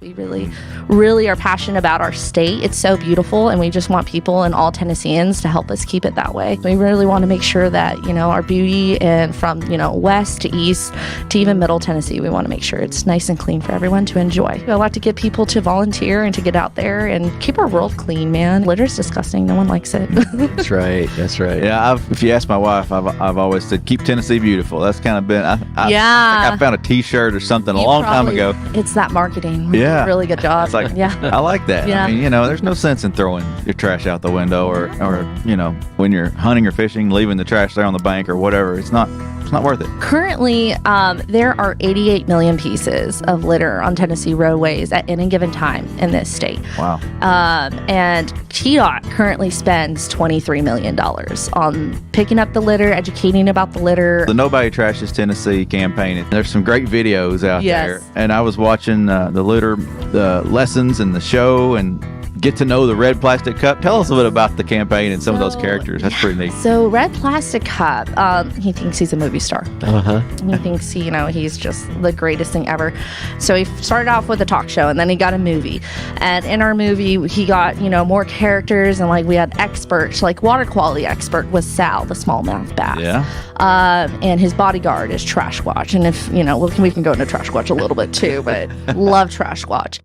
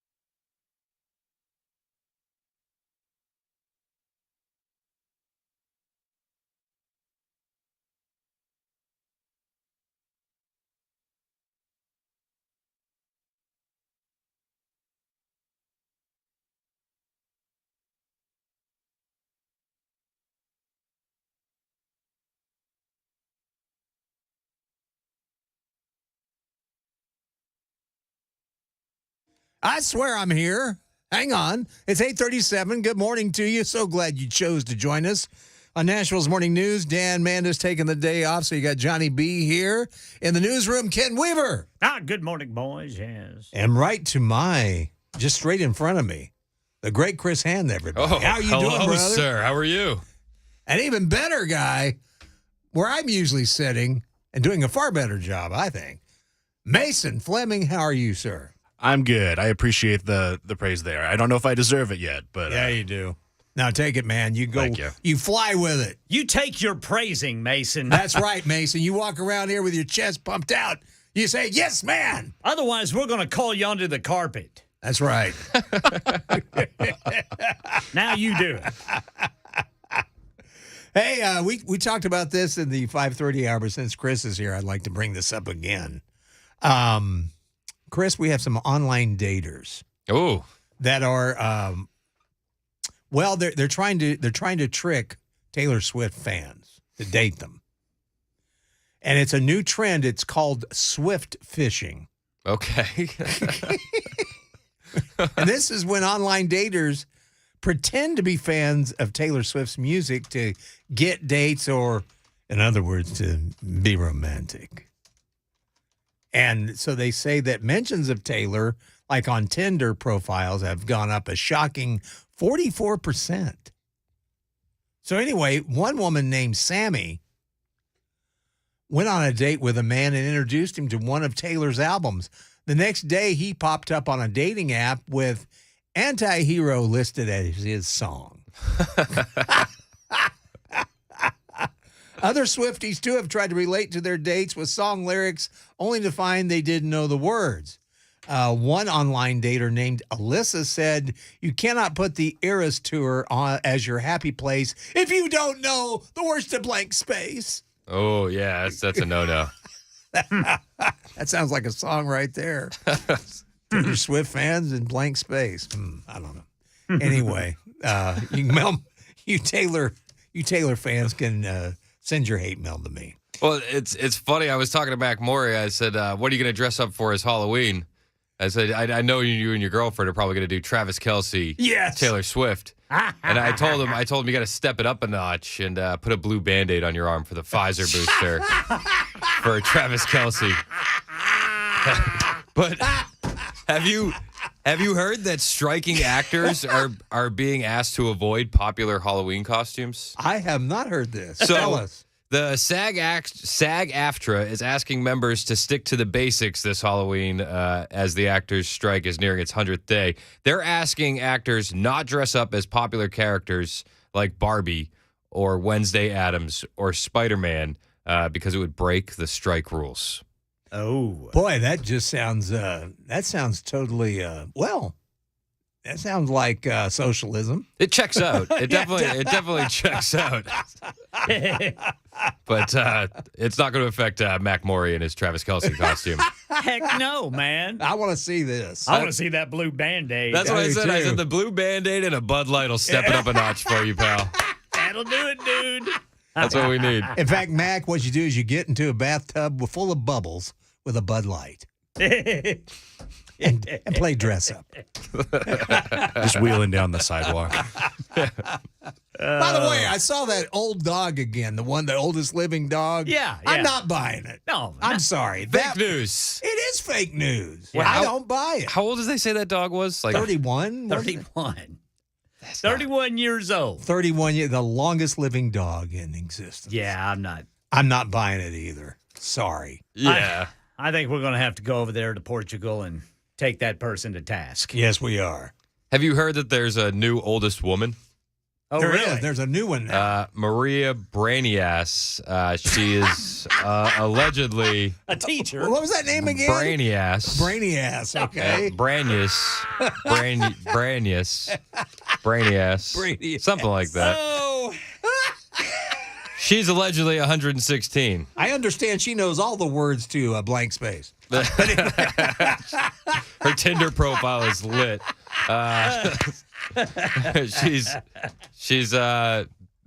Scientists are bewildered. She's 116 years old. 116. And in great health. Even if I were in great health, I don't know if I want to live to be 116. I don't think so either. I mean, I love living life. Don't get me wrong. It's not that I don't enjoy my life. But 116? I mean, at a certain point, you can't make it to the Situation Room in time. You know? It's like... Sounds kind of recent for some of us. Callback. But they're saying that this 116-year-old woman remembers, and I quote, with impressive clarity, episodes of her when she was only 4 years old. And she does not present any cardiovascular disease, which is common for people in the mid to low 110s. How long is this woman going to live? I don't know, but scientists are studying her genetics. I bet. To figure out, if she's like a member of the X-Men or something. Or Keith Richards' mother. Yeah, has healing properties. Good grief, man. That we need to dig in on. Yes. I mean, do you at some point, do you just say, God, please? Well, if you're in Canada, you could say government, please. Well, yeah, that's true. That's true. Yeah. But I mean, you should know. Yeah, I should know. I know. Thank you. Thank you, Johnny. I mean, I'm going to be saying that here. Like, if I am fortunate enough to have a decent, standard of living, and I'm in my 80s, I'm going to be saying, okay. That's enough. Yeah. That's, come on, Jesus. There's even sometimes now this. when I'll go, okay, Jesus, I've done it. All right. Oh, no, don't say that. But I mean, to go 116, I mean, starting at about 100, you're going, all right, how much more is this going to, especially with what's going on now in the world. You got to be thinking, get me out of here. Please. She's been saying any day now for like 20 years. She's had a couple decades of that. Well, see, it's like my grandmother, God rest her soul, but she was always sick and always dying. And then when she really got sick and was dying, then her whole outlook changed. Then I'm trying hard to stay alive. Yeah.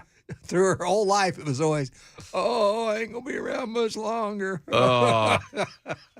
And then the next thing you know, you're not going to be around much longer. Well, I'm going to do some living now. I wonder what sort of things the doctors are doing to this poor woman to study her. I mean, are they, poking and prodding and that sort of thing? I mean, that wouldn't be very fun either. Yeah, I mean, I don't think they're going full Nazi scientist on her. Yeah. Well, as we know. But they're saying that they're assessing her genes, which will hopefully advance the research of drugs. So they're gonna use her for big pharma profits. Exactly. Oh, that's exactly what's going to happen. Yeah, sounds about right. She credits eating yogurt and exploring nature for her longevity. Dang it, I'm lactose intolerant. Do you think That she's can't still help. exploring nature, or did that stop like a decade ago? Well, that's the thing. I mean, how If it only stopped a decade ago, that's still impressive. Yeah, it is. they find out she went on a couple of walks. Yeah, she credits time outside in the 90s to her incredible lifespan. I love the 90s. That was my favorite. That was my favorite time. She loves her Walkman. The super grandmother who regularly updates her followers on X. Really? Yeah. She beat COVID-19 in 2020, survived the Spanish Civil War. Good gracious. This woman's an absolute beast. Yes, she is. I want to meet this woman. Oh, my gosh. And also a major fire. She survived a major fire and a deadly earthquake. I heard that her Corvette was in the garage during that fire, and it was. And they saved her cat. Yeah, and luckily they saved her cat. Hey, Jack. It could have been bad. Yeah, best look out, Jack. How old are you? 116. I'm only 80. 80's the new 90, thanks to me. Anyway, yeah, that's 116. I don't think I'd want to live that long. No, that's a hard pass. Absolutely not, man. I mean, yeah. I mean, everybody you know is going to be gone. Well, yeah. Well, it's like they interviewed Mick Jagger recently, and he said, my life now that I'm 80, he said, most of my friends are dead. He said, that's all it is. He said, the only friend I have alive is a younger friend. Yeah. He said, all my other friends are no longer with us. And that's the truth. My dad even said that. He said, toughest part about getting older is outliving my friends. And so. This woman has a daughter who's 90. Whoa. So she is 37 years older than her daughter. Wow. She's got a son who died in an accident when he was 77. Wow. Well, it's kind of weird. You know, the old saying, parents don't want to bury their children. It's so true. But, like, imagine if you were burying your daughter. It was she passed away in her sleep from old age. At 90. And you're 160. Yeah. Wow. You're not supposed to outlive here. Yeah. And then you go on a walk. Yeah. Yeah. I think I'll go walk in nature. Go touch grass. And eat some yogurt. Boy. Well, power to her. I mean, that's kind of impressive. You know, because I'm also thinking about Keith Richards, too. How's this guy walking around? I like how he quit smoking last year. Yeah, he's quit smoking, and I understand he's quit drugs. Yeah. That's like in that movie, Old Men. Jack, I can't remember their name. Burgess Meredith played their father, and he was in his 90s. And one of them said, Dad, Grumpy you need old man. Yeah, grumpy old man. And one of them said, Dad, you need to stop smoking. He said, I'm 95 years old.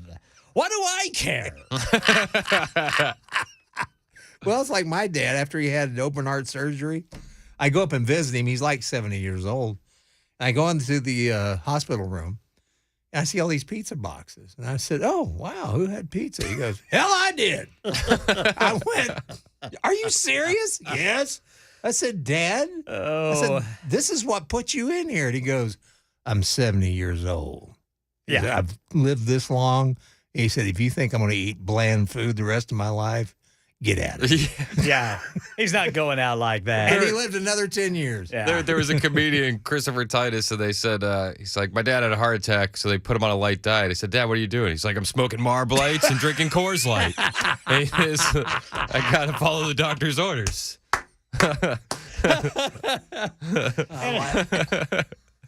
Sorry. That'll be my diet.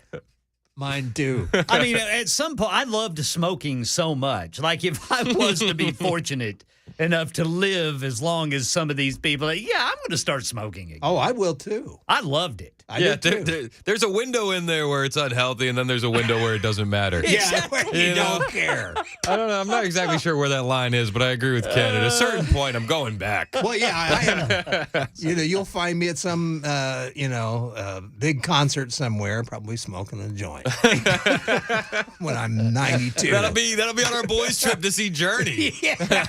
At least it's natural, Jack. Hey, boys, wait for me. All right, Johnny's back to the old tricks again. Our boys' trip. It's gonna be a good boys' trip. Yeah, we'll go to see Journey in Alabama and get beat up by a bunch of good old boys. Oh yeah. What y'all doing here? We're here to see Journey. Buying bubble bath. We're on a boys' trip. We're wearing our jammies. I have plenty of sangria for everyone. Where do you keep the rubber duckies? Hey, fellas, wait for me. Well, I guess it's come to that time, Chris, where we have to ask you, what's coming up on the Big Chris and Show today? Well, we're going to talk about Big Mike Johnson. Oh, yeah. The new speaker designate. Is that what they call him? The speaker designate. Is he going to be the Speaker of the House? I don't know. The way things are going, probably not. Probably not. Probably not. Probably 3 hours. Probably 3 hours from now. There's a chance that this is dated by the time I get on the air. Exactly. But we're gonna dig into old Mike Johnson and see what he's been up to these past few years, see where he's at, and where he stood, where he stands. Get to know him. Plus, we have Karine Jean-Pierre. We got New York City's falling apart, and I found a homeless guy that is living outside of a school in San Francisco. Now, this guy is a sex offender. He's on the sex offender list. He's camped out across the street from a school, and he has a sign in front of his tent that says, free fentanyl for first-time users. And he's been living there outside of this school for 2 years. Good Lord. So we're going to talk about him. Good grief. Yeah, we got to hear about that. God, what a crazy world we have.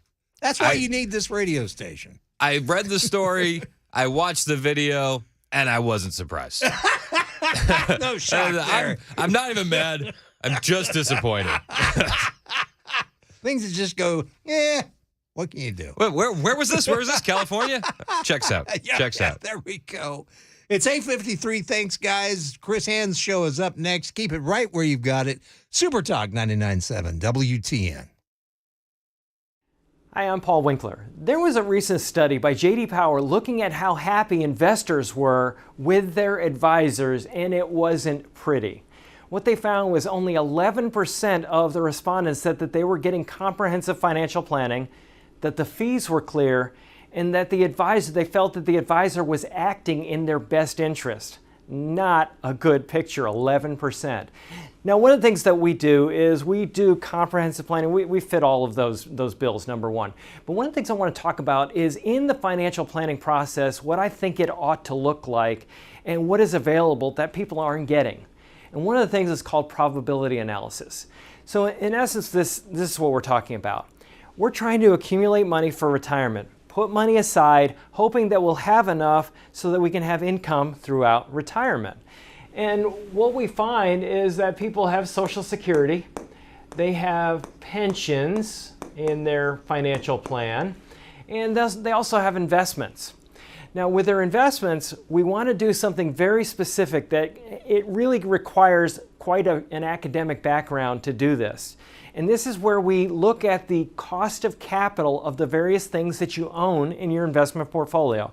It sounds scary, it sounds really detailed, but here's the idea. Is if we look at various asset classes like large stocks and small stocks and large value and bonds and so on and so forth, we know the expected return or the cost that these entities have to pay to use your money. So we can come up with an expected return of the portfolio. We can also come up with what's called standard deviation, or how much that portfolio return may deviate from the expected return. Now that's a whole other video, but what I want to do is show you how we use this. If I look at a financial plan and I say, well, you got this area, this area, this area, what I can do is I can say, well, based on when you want to retire, this is how much income you can take, and here's the likelihood of being able to have this income survive throughout your entire life. And the way it works is this. If I take a portfolio and I say, there's the expected return, I can look at history and say, well, the way your portfolio is designed, how might your one-year returns vary from the expected return, the long-term expected return? Well, what we know from academic research is that portfolios well designed and properly managed in ways that I can't get into right now, it's too complicated, portfolios actually close in an expected return, but we don't know what the short-term returns are going to be. So what we do is we project out and say, well, what if the return that happened in 1936 is followed by the return that happened in 1975, which is followed by the return in 1995, or what if it's reversed? What if they happen in different orders? And we can do 1,000 iterations, different variations on when those and how those returns may come in. And what that does is, because we can't predict the future, what return's going to follow the other, we can figure out, is it likely that we are going to be able to take the income that we need throughout retirement from this portfolio? And if not, how can we rearrange the furniture or the portfolio to give us a higher likelihood of success? And we look at life expectancies, we look at a lot of different things, but this is what is available to people that they're not getting from the financial planning community. If you want to know more, go to paulwinkler.com, set up a free 15-minute phone call, paulwinkler.com, and come in and find out more about what we do.